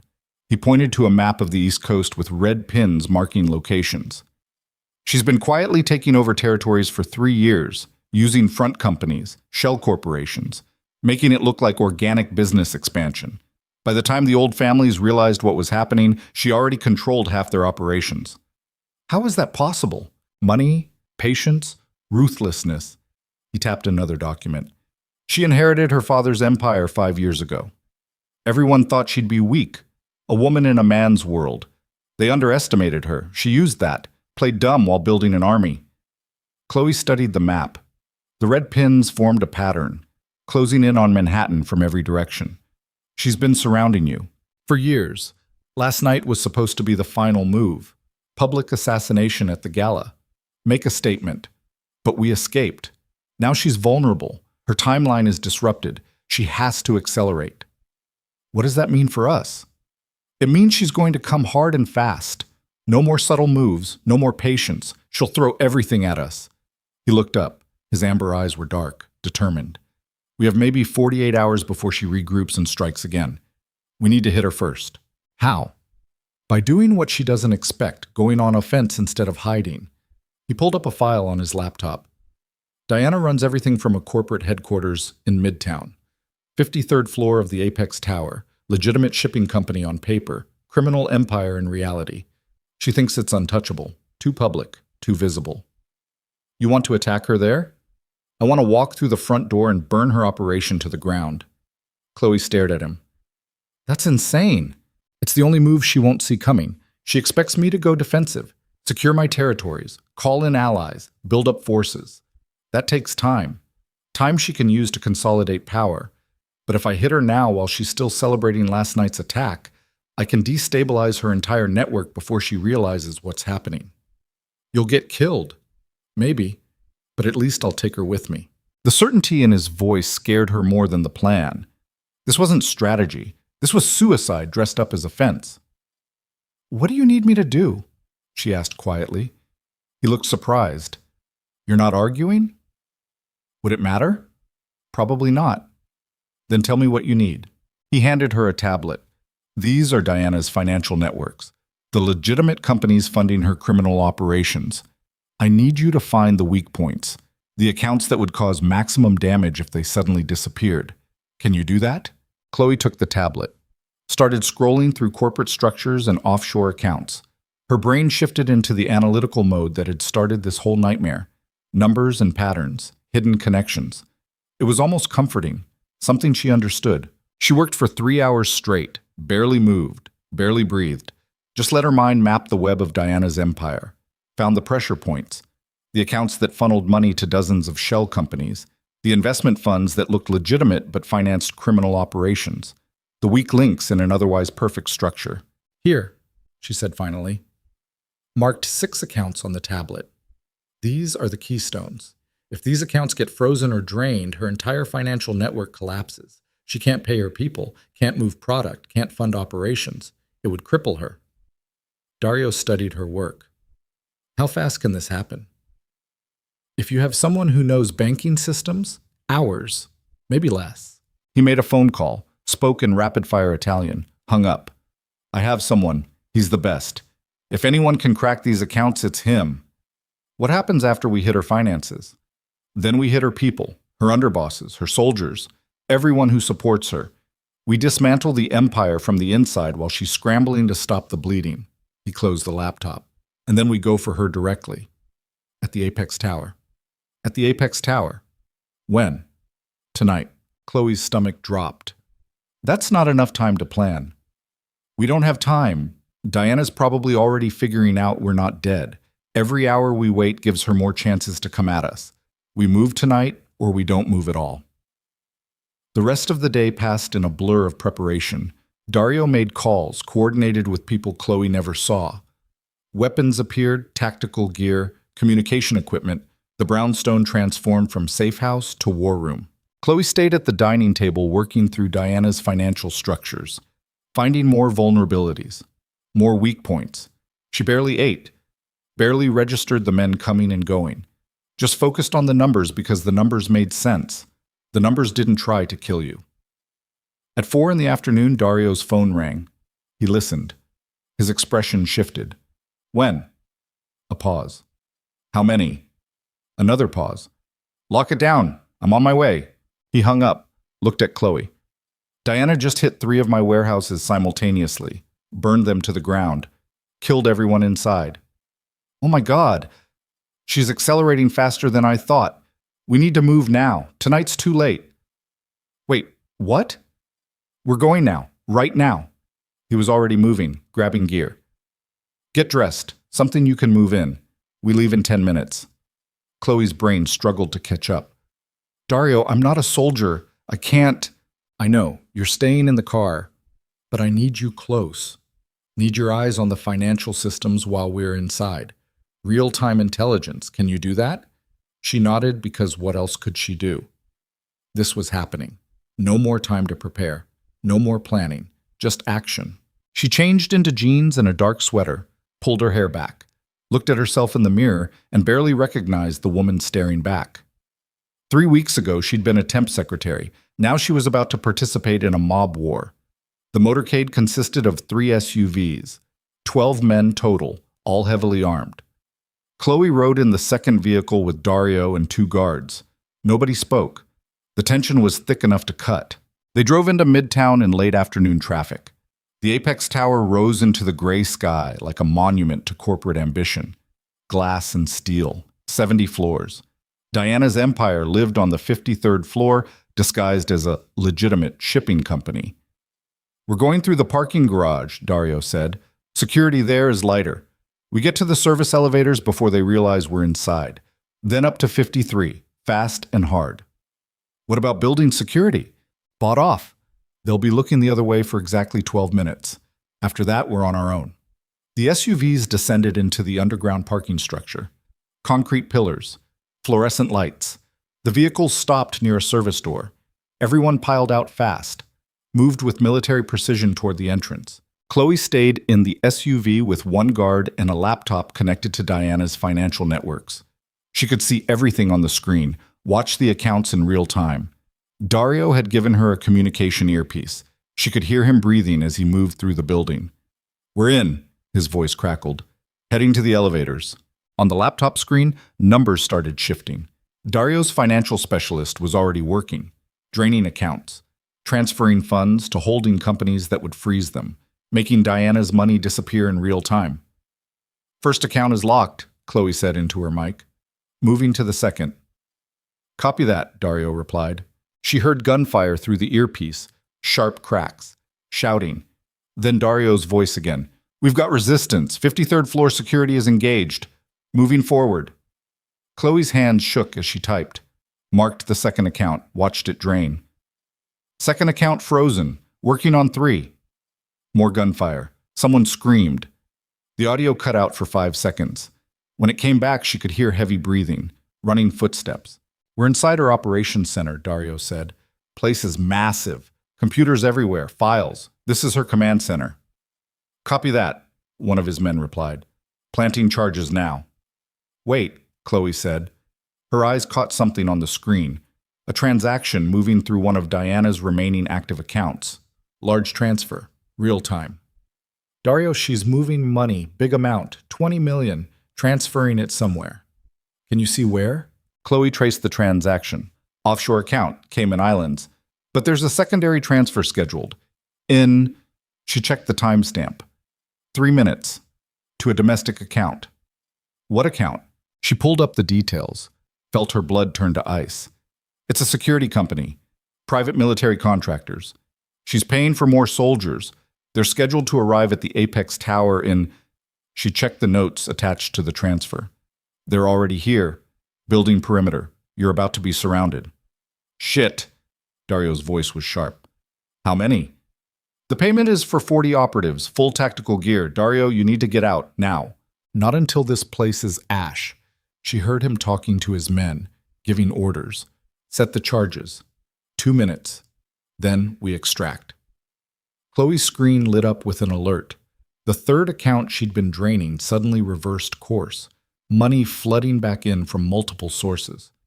Dario, she's moving her reserves, compensating for the frozen accounts. She knows what we're doing. Then we need to move faster. How many accounts left? 3. But she's shoring up defenses on all of them. I don't know if we can crack them before... An explosion rocked the SUV. Khloe screamed. The guard beside her grabbed his weapon, looked out the window. Contact! We've got incoming! Tactical operatives were flooding into the parking garage. Black gear, assault rifles, moving like professionals. They opened fire on the SUVs. Bullets tore through metal and glass. The guard returned fire through the shattered window. "Khloe," Dario's voice in her ear. "What's happening?" "They found us. The contractors are here." She ducked below the seat as more bullets punched through the vehicle. The laptop was still in her lap, still showing Diana's accounts. "I'm trapped. Hold on, we're coming." "No, don't. If you come down here, they'll pin you between floors. Finish the mission." The guard beside her took a bullet to the shoulder, fell back against the seat, blood everywhere. Khloe grabbed his weapon without thinking. She'd never fired a gun before. Didn't know how. But the guard pointed at the safety. "Flip that. Point. Pull trigger. Go." She flipped the safety. Leaned up. Saw tactical operatives advancing on the SUV. Pointed the weapon. Closed her eyes. Pulled the trigger. The recoil nearly broke her wrist. The sound was deafening. She had no idea if she hit anything. Just kept pulling the trigger until the magazine was empty. When she opened her eyes, one operative was down. The others had taken cover behind concrete pillars. "Jesus," she whispered. The injured guard was on his radio. "All units, we're pinned in the garage. Need immediate extraction." More gunfire. The SUV's windows were completely gone now. Khloe pressed herself against the floor, still holding the laptop, still watching Diana's accounts drain. Her specialist was working frantically. 4th account frozen, 5th account in progress. Above them, a massive explosion shook the entire building. Khloe felt it through the concrete, heard car alarms going off, sprinklers activated, water started raining down from the ceiling. "Charges detonated," Dario's voice. Breathless. "Diana's operations center is gone. We're extracting now." "Negative," another voice cut in. "Exit routes are blocked. They've got the elevators shut down. Stairwells are full of hostiles." "Then we go through them." What followed was 3 minutes of hell. Khloe listened through the earpiece as Dario and his men fought their way down from the 53rd floor. Every few seconds, someone reported position, casualties, hostile count. The numbers kept getting worse.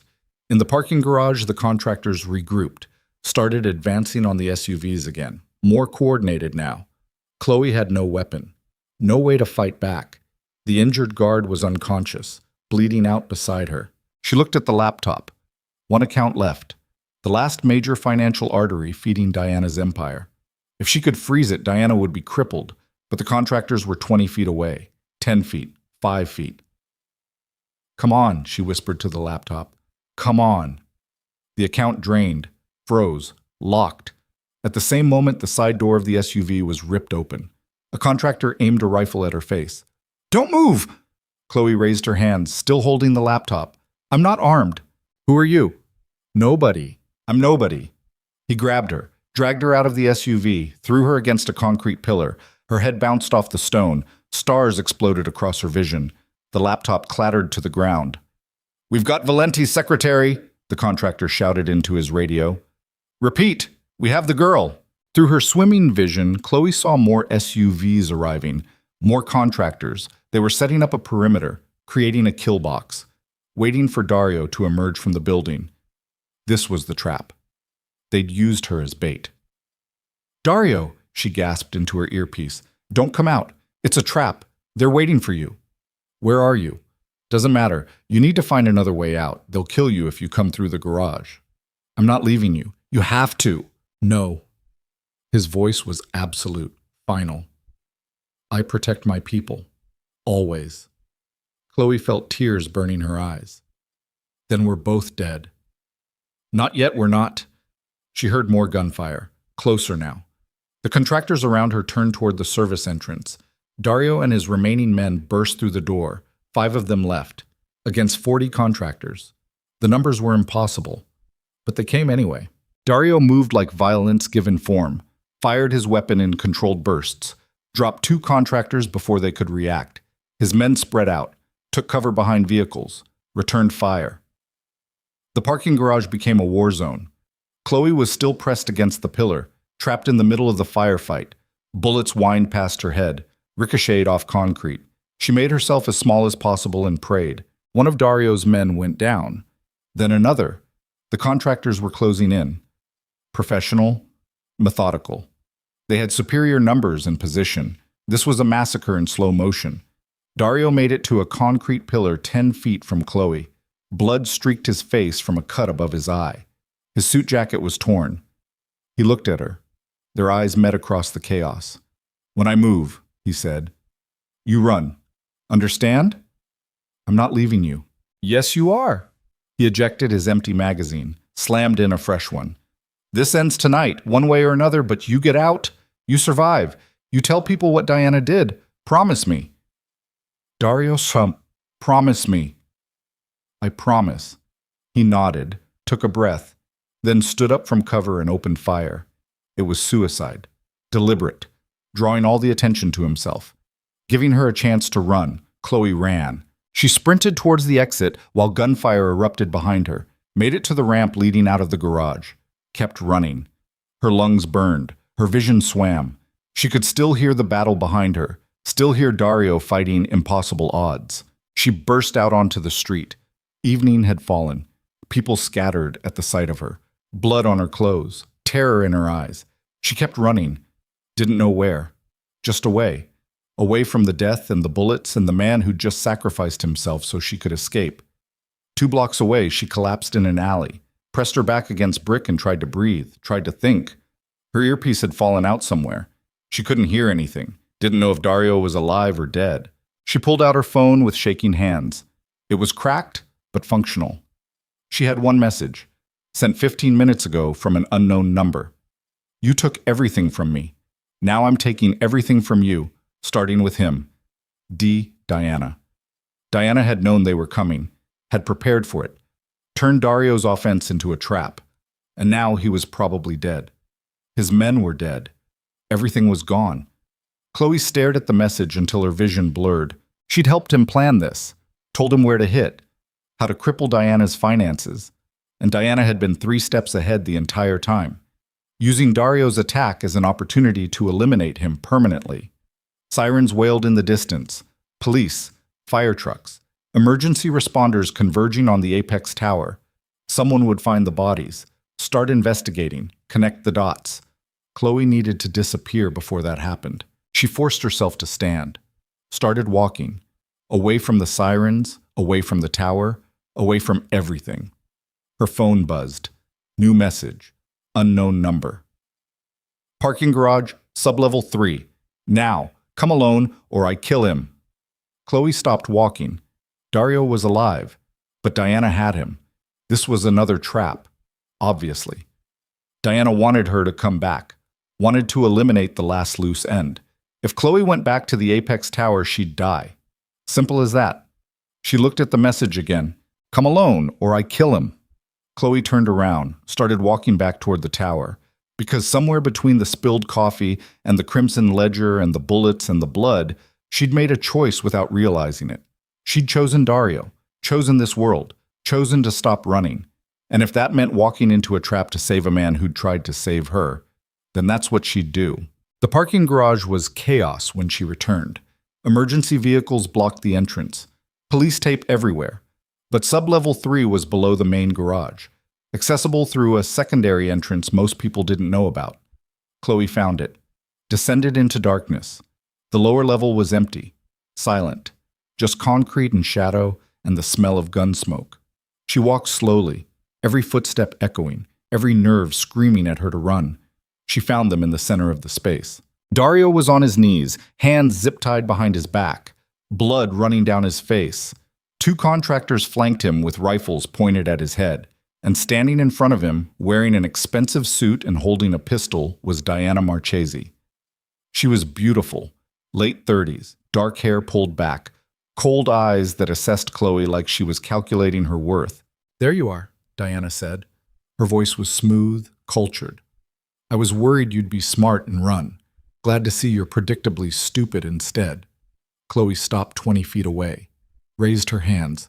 "Let him go." "Why would I do that?" "Because you already won. His organization is destroyed. His people are dead. His finances are frozen. You got what you wanted. Let him go." Diana smiled. "I don't have what I wanted yet. I wanted him dead. But then you went and froze my accounts. Cost me almost $100 million. So now I want you to watch him die. Call it compensation for the inconvenience." She raised the pistol, aimed it at Dario's head. "Wait," Khloe shouted. "I can get your money back. Unfreeze the accounts. All of them. Just let him live." Diana paused. "You can do that?" "Yes. I have access to the systems. I can reverse everything, right now, but only if you let him go." "You're lying." "I'm not. Let me prove it." Khloe pulled out her cracked phone, held it up. "Give me 2 minutes. I'll show you." Diana considered, then lowered the pistol slightly. 2 minutes. If I don't see money moving, I put a bullet in his head. Khloe's fingers flew across her phone screen. She was bluffing. She couldn't unfreeze the accounts. The specialist who'd locked them had designed them to be permanent. But she could make it look like she was trying. Buy time. Hope for a miracle. She pretended to type. Watched fake progress bars, prayed. "Time's up," Diana said after 90 seconds. "Wait, it's processing." "Isham use ma set." "You're lying." Diana raised the pistol again. "I should have known better than to trust a desperate girl playing dress-up in a world she doesn't understand." She pulled the trigger. The gunshot was deafening in the concrete space. But Dario didn't fall. Because Khloe had moved. Thrown herself forward without thinking. Put her body between the gun and Dario. The bullet hit her in the shoulder. Spun her sideways. She hit the concrete hard. Pain exploded through her entire body. White hot. Overwhelming. She couldn't breathe. Couldn't think. Just pain. "Jesus Christ," Diana muttered. "Fine.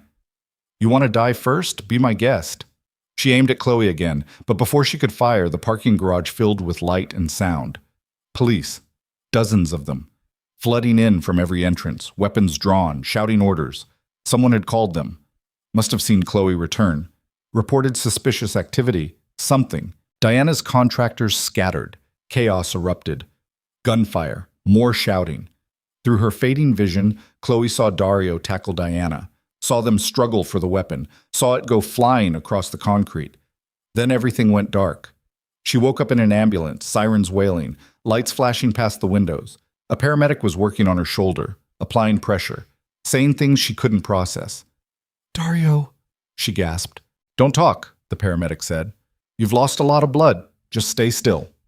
"Is he alive?" "I don't know who you're talking about. Just focus on breathing." But she couldn't focus. Couldn't stop trying to see out the ambulance windows, trying to know if he'd made it, trying to know if the man she'd taken a bullet for was still alive somewhere in the chaos they'd created together. The ambulance raced through Manhattan toward a hospital whose name she'd never remember. And all Khloe could think was that she'd chosen this, chosen him, chosen to stop being invisible. And now she was paying the price in blood and pain and uncertainty. The last thing she saw before unconsciousness took her was her own reflection in the ambulance window. The girl staring back was a stranger, someone who'd walked through fire and emerged transformed. Someone who'd loved a man who lived in darkness. Someone who'd finally stopped running. And as the world faded to black, Khloe Mercer realized she had no idea if any of them would survive to see morning. Pain woke her, sharp and immediate in her left shoulder. Khloe's eyes opened to fluorescent lights and antiseptic smell. Hospital room, machines beeping steadily beside the bed. IV drip in her arm, bandages wrapped tight around her torso. She tried to sit up, her body screamed protest. "Don't move." A nurse appeared beside the bed. Young, tired eyes. "You were shot. Bullet went clean through, but you lost a lot of blood. You need to stay still." "How long have I been here?" 18 hours. You've been in and out of consciousness. The surgery went well, but you need rest." Khloe's brain struggled to process. 18 hours. The parking garage. Diana. The gunshot. Dario on his knees with blood running down his face. Police flooding in. Everything after that was fragments. "There was a man," Khloe said. Her throat was raw. "Dark hair. Injured. Was he brought here?" The nurse's expression closed off. Professional distance. "I can't discuss other patients. I'm sorry. Please, I need to know if he's alive. Let me get the doctor. He can answer your questions better than I can." The nurse left. Khloe stared at the ceiling, trying not to panic. Dario could be dead. Could have died in that parking garage while she was unconscious. She'd never know. Never get to tell him that taking that bullet wasn't heroic or stupid. It was just the only choice that made sense in the moment. The door opened. But it wasn't a doctor. Two men in suits, federal agents by the look of them. One was 50s with gray hair, the other younger. Both had that cop look. Hard eyes that had seen too much. "Miss Mercer," the older one said. "I'm Agent Morrison, FBI. This is Agent Chen. We need to ask you some questions about last night." Khloe's stomach dropped. "I want a lawyer. You're not under arrest. We just need information about what happened at the Apex Tower. 23 people died, including several private military contractors and organized crime figures. You were found at the scene with a gunshot wound. We need to understand your involvement." "I don't know anything. That's not what the surveillance footage shows." Morrison pulled out a tablet, showed her images. Khloe in the parking garage with the laptop. Khloe running from the gunfire. Khloe returning and confronting Diana Marchese. "You were actively involved in what appears to be a coordinated assault on a criminal organization. That makes you either a witness or an accomplice. Which is it?" "I want a lawyer," Khloe repeated. Morrison sighed. "Miss Mercer, Diana Marchese is claiming you and Dario Valenti orchestrated an unprovoked attack on her legitimate business. She's willing to testify that you helped plan a terrorist action that resulted in multiple deaths. Right now you're looking at federal charges. RICO violations, conspiracy to commit murder. You could spend the rest of your life in prison, unless you cooperate." "Where's Dario?" "In custody. He's not talking either, but we have enough evidence to put him away for life. The only question is whether you go down with him." Khloe closed her eyes, tried to think through the fog of pain and medication. The FBI wanted her to flip on Dario, give testimony that would seal his fate in exchange for her freedom. It was a simple equation. Save herself or protect the man who'd pulled her into this nightmare. "I want a lawyer," she said again, "and I'm not saying anything else without one present." Morrison and Chen exchanged looks. The older agent put away his tablet. "We'll be back. Think carefully about your options, Miss Mercer. The window for cooperation closes fast." They left. Khloe was alone again. The machines beeped their steady rhythm. Outside her window, she could see Manhattan gray and cold under winter clouds. Somewhere in this city, Dario was locked up, probably injured, definitely facing charges that would bury him. And she was the key witness who could either save herself or go down with him. The door opened again. This time, it was a woman in an expensive suit, lawyer written all over her. She closed the door and approached the bed. "Miss Mercer, my name is Patricia Huang. I represent the Valenti family interests. Dario sent me." "He's alive?" "Yes. Injured, but alive. He's being held at Metropolitan Correctional Center pending arraignment. The charges are extensive, but that's not why I'm here." She pulled a chair close to the bed, sat down. "Dario wanted me to give you a message. He says you don't owe him anything. If the FBI offered you a deal, take it. Walk away. Start over somewhere safe. He'll take responsibility for everything that happened." Khloe stared at her. "He's giving me an out. He's giving you your life back. The one you had before all of this. I can't go back to that life. That person doesn't exist anymore." "Then go forward to a new one, somewhere far from New York, somewhere his enemies can't find you. Dario has resources, money. He can set you up with a new identity, a fresh start. All you have to do is accept the FBI's deal and disappear." It was everything Khloe had wanted 3 weeks ago. Safety, distance, a chance to be invisible again. No more bullets, no more blood. No more waking up terrified that today would be the day she died. "What happens to him?" she asked. "He'll likely spend the rest of his life in federal prison. Maybe ADX Florence if they decide he's too dangerous for general population. He understands that. He's accepted it. What he won't accept is you suffering for his choices." "And Diana? What happens to her?" Patricia's expression hardened. "Diana Marchese is claiming self-defense. Says Dario attacked her operations unprovoked. She has lawyers, political connections, money. Unless someone can prove she orchestrated the conspiracy, she'll walk away clean. Probably end up controlling most of the East Coast territories once Dario's locked up. So she wins. She survives. In this world, that's the same thing." Khloe looked at her bandaged shoulder, thought about the bullet that had torn through her, the pain that still radiated with every breath.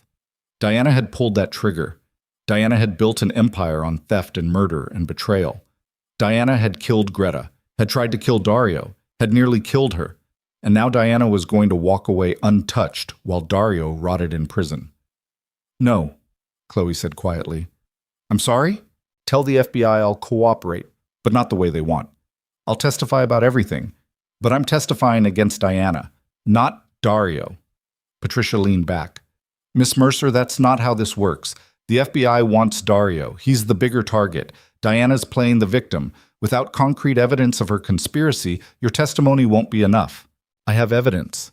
Khloe's mind was working now, clear despite the medication. "The laptop from the parking garage. It has all of Diana's financial records, every account, every shell company, every payment to contractors and corrupt officials. It's all there, time-stamped, documented, proof of everything." The laptop was damaged in the shooting. The FBI's tech team couldn't recover the data because they don't know where to look. Khloe smiled despite the pain. "I do. I built backups, stored them in encrypted cloud servers, multiple redundancies. I learned that from working temp jobs. Always save your work. Always have a backup." Patricia's expression shifted. "You can access those backups? Give me a computer in 30 minutes. I'll give you everything you need to bury Diana Marchese." For the first time since entering the room, Patricia smiled. "You're smarter than Dario gave you credit for." "Everyone underestimated me. That was my advantage." Patricia stood. "I'll talk to the prosecutors. Set up a meeting. If what you're saying is true, if you can actually provide evidence of Diana's conspiracy, this changes everything. But Miss Mercer, you need to understand what you're doing. Going after Diana means making yourself a target. She has resources, connections, people who'll come for you. She already tried to kill me. How much worse can it get?" You'd be surprised. But Khloe wasn't scared anymore. She'd been shot, had watched people die, had stood in parking garages while bullets flew past her head. Fear was something that happened to the old version of herself. The girl who spilled coffee and tripped over her own feet. That girl was gone. In her place was someone who'd learned how to fight back. The meeting happened 2 days later in a secure conference room at the FBI field office. Khloe sat at a table with her new lawyer. Across from her were Morrison, Chen, and 3 federal prosecutors. Patricia Huang sat beside her, and on a laptop in front of them were 2 years of Diana Marchese's criminal empire laid bare. "These are the shell companies Diana used to launder stolen funds," Khloe said. Her shoulder still hurt, but she ignored it, walked them through the evidence methodically. "These are the payments to contractors. Here are the offshore accounts. These documents show her coordinating with Marco Valenti to orchestrate a coup against Dario's operations. And these..." She pulled up encrypted messages recovered from Silas Barrett's files. "These are direct communications between Diana and her co-conspirators, including orders to execute anyone who discovered the conspiracy." Morrison studied the evidence. His expression gave nothing away. "How did you obtain all of this?" "I was Dario's secretary. He asked me to investigate financial discrepancies in his accounts. I found the conspiracy. Traced it back to Diana. Everything here was obtained through legitimate corporate records and documents voluntarily provided by people involved in the conspiracy." "Silas Barrett and Gerald Chen are both dead," one of the prosecutors said. "Their testimony can't corroborate this. But their files can. And Diana's own financial records. Everything's time-stamped, cross-referenced. You can verify every transaction, every payment, every shell company. It's all real." The prosecutors exchanged looks. Morrison leaned back in his chair. "If this evidence is legitimate and we can verify it holds up in court, we're looking at RICO charges against Diana Marchese, conspiracy to commit murder, money laundering, racketeering. She'd be looking at life without parole." "What about Dario Valenti?" Chen asked. "What about him?" Khloe met his eyes. "He's still a criminal. The evidence you're providing doesn't exonerate him. He runs a mafia organization. He's responsible for crimes that span decades." "I'm not here to defend Dario. I'm here to make sure Diana doesn't get away with what she did. What you do with him is your business, but I won't testify against him, only against Diana." "That's not your call to make," Morrison said. "Actually, it is. You need me, my testimony, my evidence, my cooperation. Without me, you have circumstantial cases against both of them. With me, you can take down one of the most dangerous criminal masterminds on the East Coast. Your choice. Go after the man who's already broken, or go after the woman who's still building her empire." The room went quiet. Khloe could see them calculating, weighing options. Dario was the known quantity, the target they'd been chasing for years. But Diana was the future, the threat that would only get bigger if left unchecked. "We'll need time to review the evidence," Morrison said finally. "Verify its authenticity, but if it checks out, we'll consider your proposal." "Consider isn't good enough," Patricia interjected. "My client wants immunity for any involvement in Dario Valenti's operations in exchange for her full cooperation against Diana Marchese. That's the deal. Take it or walk away." More silence. More calculation. "We'll have an answer by tomorrow," Morrison said. The meeting ended. Patricia walked Khloe out of the federal building into cold afternoon air. Manhattan moved around them like the last 2 weeks hadn't happened, like people weren't dead, like empires hadn't fallen. "You did well in there," Patricia said. "They'll take the deal. The evidence is too good to pass up." "What happens to Dario?"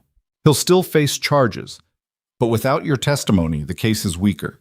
He might be able to negotiate a plea, reduce sentence, 10 years instead of life. That's still a long time.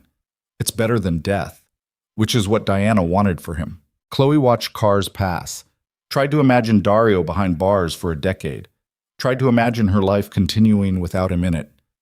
The math didn't work. They'd been tangled together for such a short time, but it felt like years, like she'd known him forever. "Can I see him?" she asked. "He specifically asked me to keep you away, said it's too dangerous, that you need to move on." "I don't care what he wants. Can you get me in?" Patricia studied her. "You really care about him.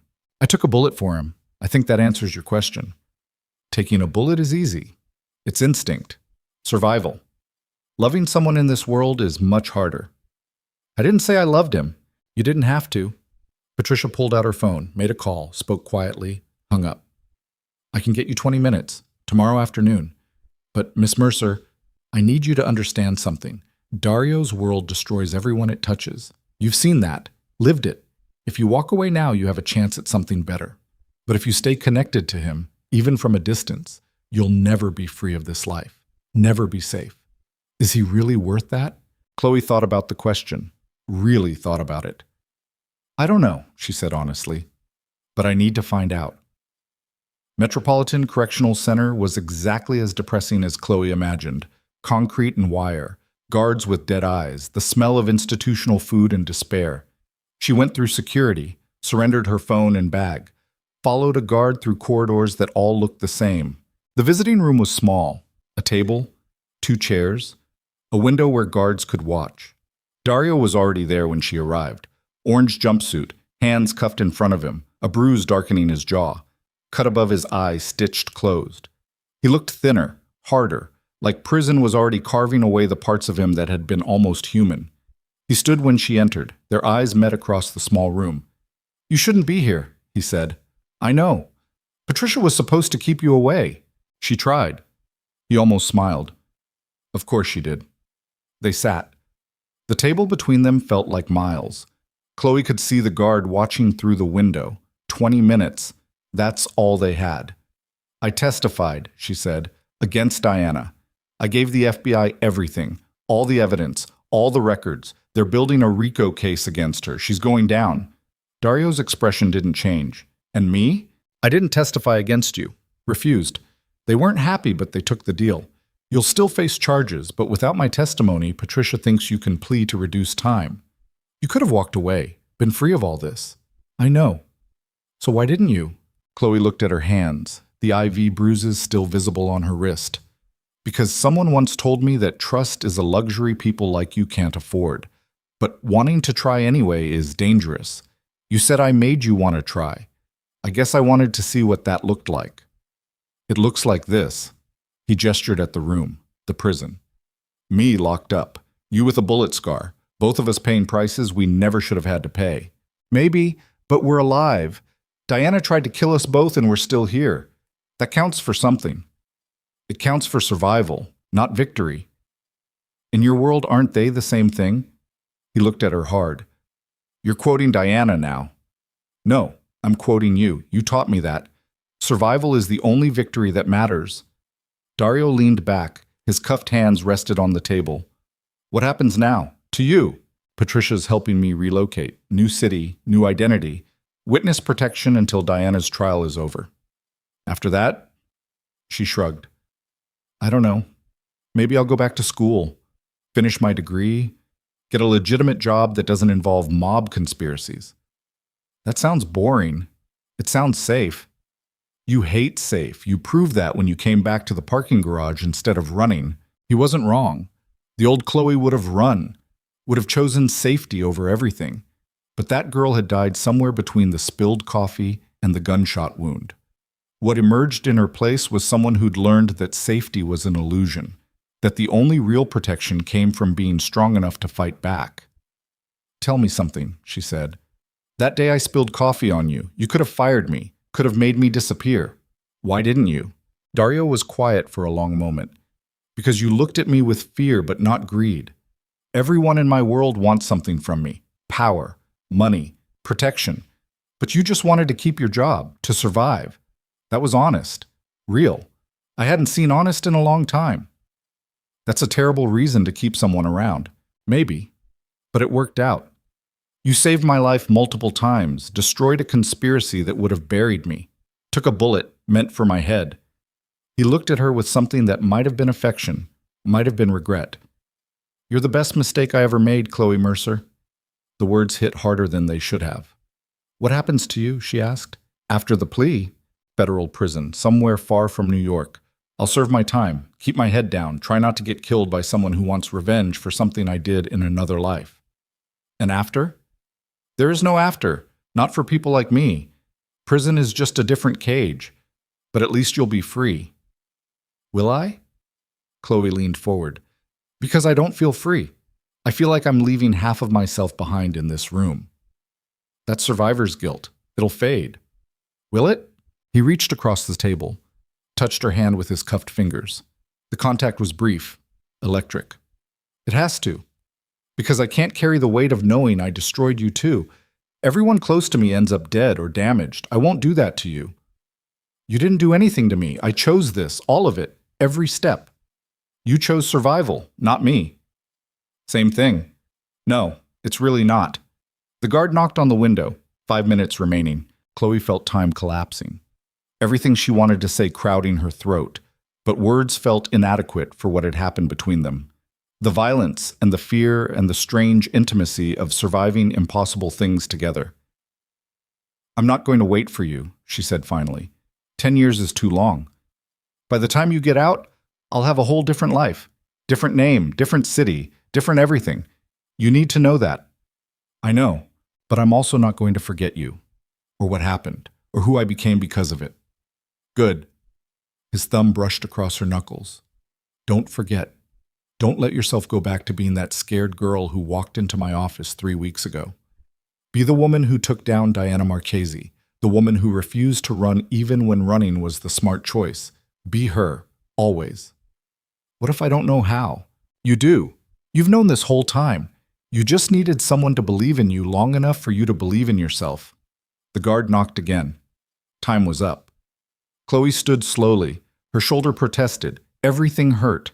But she forced herself to look at Dario one more time, memorize his face, the amber eyes, the hard jaw, the way he looked at her like she was worth something more than her mistakes. Goodbye, she said. Not goodbye. Just see you later. You don't believe that. No, but it sounds better. She left the room before she could say anything else, before she could ask him to wait for her, before she could make promises neither of them could keep. The guard led her back through the corridors. Back through security, back out into Manhattan, where life continued unchanged. She walked 6 blocks before the tears came. Then she sat on a bench in Madison Square Park and let herself cry for everything that had happened, everything that was lost, everything that would never be. A week later, Diana Marchese was arrested at her Apex Tower office. Federal agents swarmed the building, seized files, computers, assets. The news showed her being led out in handcuffs, her expensive suit, her cold expression. She didn't look scared, just inconvenienced. Khloe watched the footage from a hotel room in Philadelphia. First stop on her relocation. Patricia had set her up with new documents, new bank accounts, enough money to start over somewhere far from New York, Tomorrow she'd be on a plane to Denver. New identity, new life. She turned off the news and stared at the ceiling. 3 weeks ago she'd been broke and desperate. Now she was someone else entirely, someone with blood on her hands and scars on her body, and knowledge of how dark the world really was. The girl who'd spilled coffee on a mafia boss was gone forever. In her place was a woman who'd walked through fire and survived. Patricia had told her the trauma would fade, that eventually the nightmares would stop, that she'd learn to live with what she'd done and seen. Khloe didn't believe her, but she'd keep moving forward anyway. Because that's what survivors did. They kept walking even when every step hurt, even when looking back was easier than looking forward. She thought about Dario locked in his cell, wondered if he was thinking about her too, wondered if he regretted any of it. The coffee, the conspiracy, the bullet, all of it. Probably not. Regret was a luxury people like him couldn't afford, just like trust, just like love. She fell asleep thinking about amber eyes and Italian suits, and the strange way disaster could look like destiny if you squinted hard enough. The trial took 6 months. Khloe testified for 3 days, walked the jury through every document, every transaction, every piece of evidence that proved Diana Marchese had orchestrated a criminal conspiracy that spanned years and killed dozens of people. Diana's lawyers fought hard, tried to paint Khloe as an accomplice, a scorned associate, a liar. But the evidence was too strong, the financial records too detailed, the testimony too consistent. The jury deliberated for 18 hours, guilty on all counts. Diana Marchese was sentenced to life in federal prison without possibility of parole. Khloe watched the sentencing from the gallery. Diana turned as the marshals led her away. Their eyes met across the courtroom. Diana's expression promised revenge, promised that this wasn't over, promised that even from prison she'd find a way to make Khloe pay. Khloe stared back and didn't flinch. Let her try. After the trial ended, Khloe returned to Denver. The city had become home in the strange way places do when you have nowhere else to go. She'd enrolled in community college, finished her accounting degree, got a job at a small firm that handled taxes for small businesses. Normal work, boring work, safe work. She lived in a 1-bedroom apartment in Capitol Hill, went to work, came home, tried to build something that looked like a regular life. But some nights she'd wake up sweating, heart racing, hearing gunfire that wasn't there, seeing blood that had soaked into concrete months ago. The therapist Patricia had connected her with said it was PTSD, said it would get better with time. Time passed, the nightmares didn't stop, but she learned to live with them. Learned that some experiences carved themselves so deep they became part of who you were. Learned that survival wasn't about forgetting, it was about carrying the weight and moving forward anyway. 3 years passed. Khloe was 27 now. She'd made manager at the accounting firm, had friends who didn't know anything about her past, dated occasionally, built a life that looked normal from the outside. But inside she still carried New York, still carried bullets and blood and the memory of a man in an orange jumpsuit telling her to be someone worth remembering. Then one morning she opened her email and found a message from Patricia Huang. The subject line was simple: he's out. Khloe's hands shook as she opened it. Dario Valenti was released from federal custody yesterday after serving 7 years of his sentence. Good behavior. Cooperation with authorities. He's been relocated under supervised release. I thought you'd want to know. P. 7 years. Not 10. He'd gotten out early. Khloe stared at the email for 20 minutes. He was out. Free. Somewhere in America rebuilding a life just like she had. Maybe he'd changed. Maybe prison had transformed him into someone different. Or maybe he was still the same man who'd ruled a criminal empire with violence and calculation. She'd never know unless she reached out. But reaching out meant opening doors she'd spent 3 years trying to close. Meant risking the stability she'd built. Meant potentially falling back into a world she'd barely escaped the first time. She closed the email. Went to work. Tried to forget. But that night she dreamed about coffee spilling across Italian suits. About crimson ledgers and parking garages and amber eyes that saw through every defense she'd ever built. She woke up at 3 in the morning and pulled out her laptop. Opened the email again. Read it 12 times. Then she opened a reply and stared at the blank space for an hour. Finally she typed, "Where is he?" Patricia's response came within minutes, like she'd been waiting. "That's complicated. Are you sure you want to know?" Khloe thought about the question. Really thought about it. She'd built a good life in Denver. Safe, stable, normal, everything she'd wanted 3 weeks into working for Dario Valenti. But it also felt like living in black and white after experiencing the world in color. She typed back, "I'm sure." 3 days later, Khloe walked into a coffee shop in Santa Fe, New Mexico. Patricia had given her the address. Said Dario was working there, trying to rebuild his life legitimately, staying clean. The shop was small, local, windows overlooking a quiet street. She saw him before he saw her, standing behind the counter making an espresso. His dark hair had gray at the temples now. His face was harder, thinner. Prison had carved away everything soft and left something that looked almost fragile. He looked up as she approached the counter. Recognition flashed across his face. Surprise. Something that might have been joy. "Khloe," he said quietly. "Hi." They stared at each other across 7 years and 1,000 miles, and everything that had happened in a parking garage that felt like another lifetime. "You want coffee?" he asked. "Is it safe?" He almost smiled. "I've gotten better. Haven't spilled a cup in months." "Then yes." He made her a cappuccino. Perfect foam art. His hand steady. When he set it on the counter, their fingers brushed.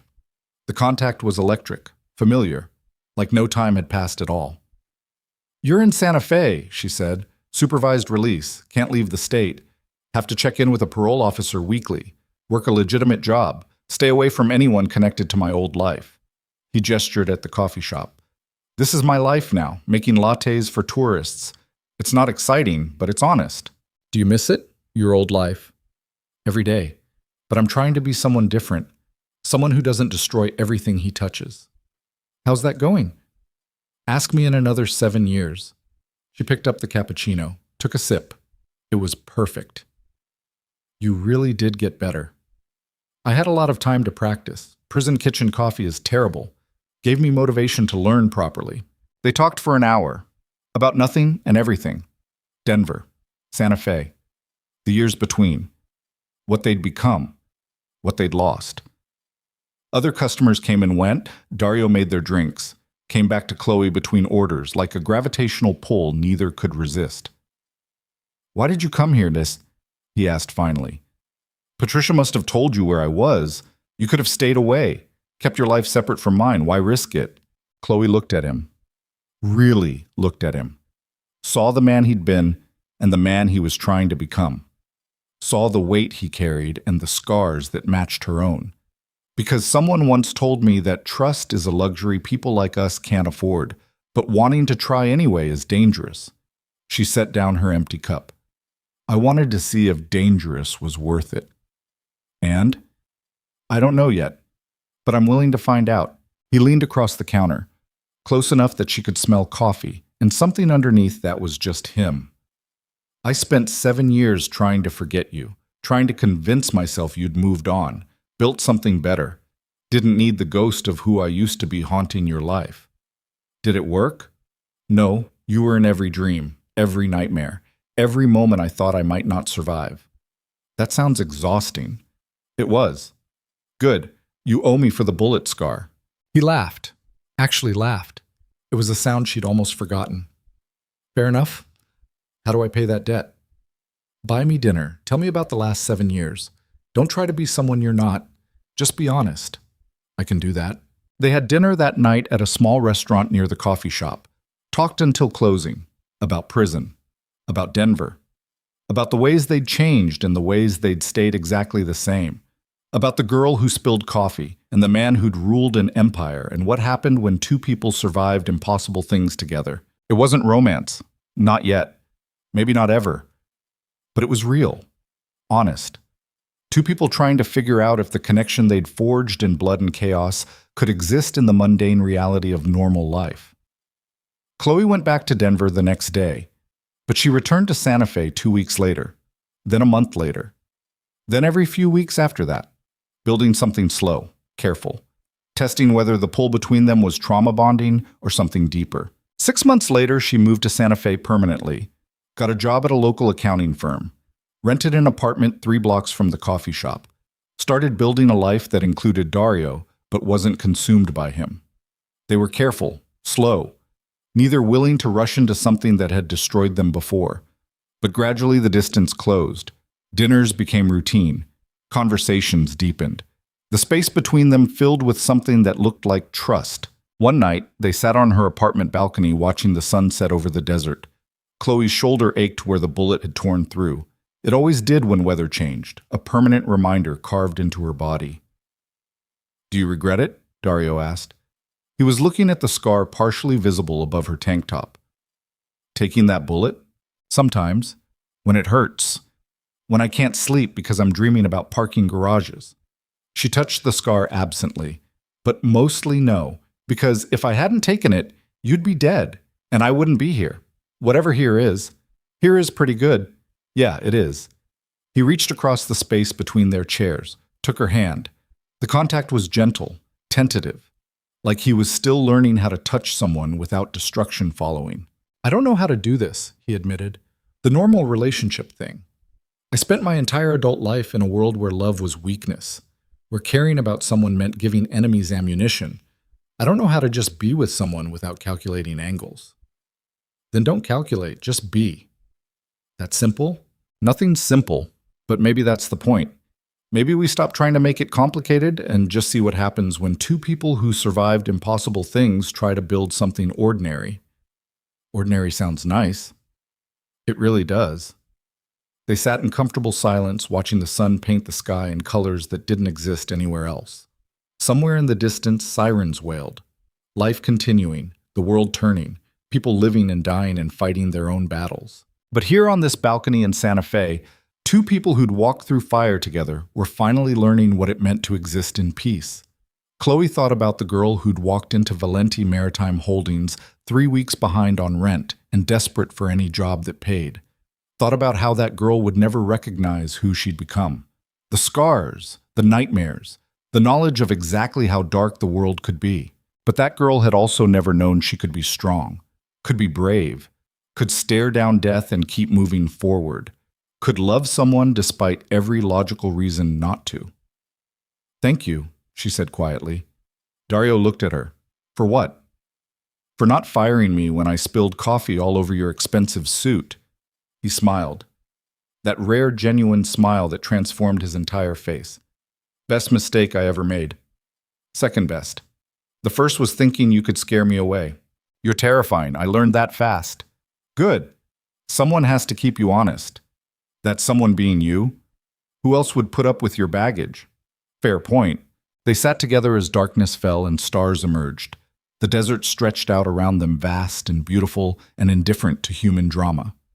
Somewhere in New York, Diana Marchese was locked in a cell planning revenge that would never come.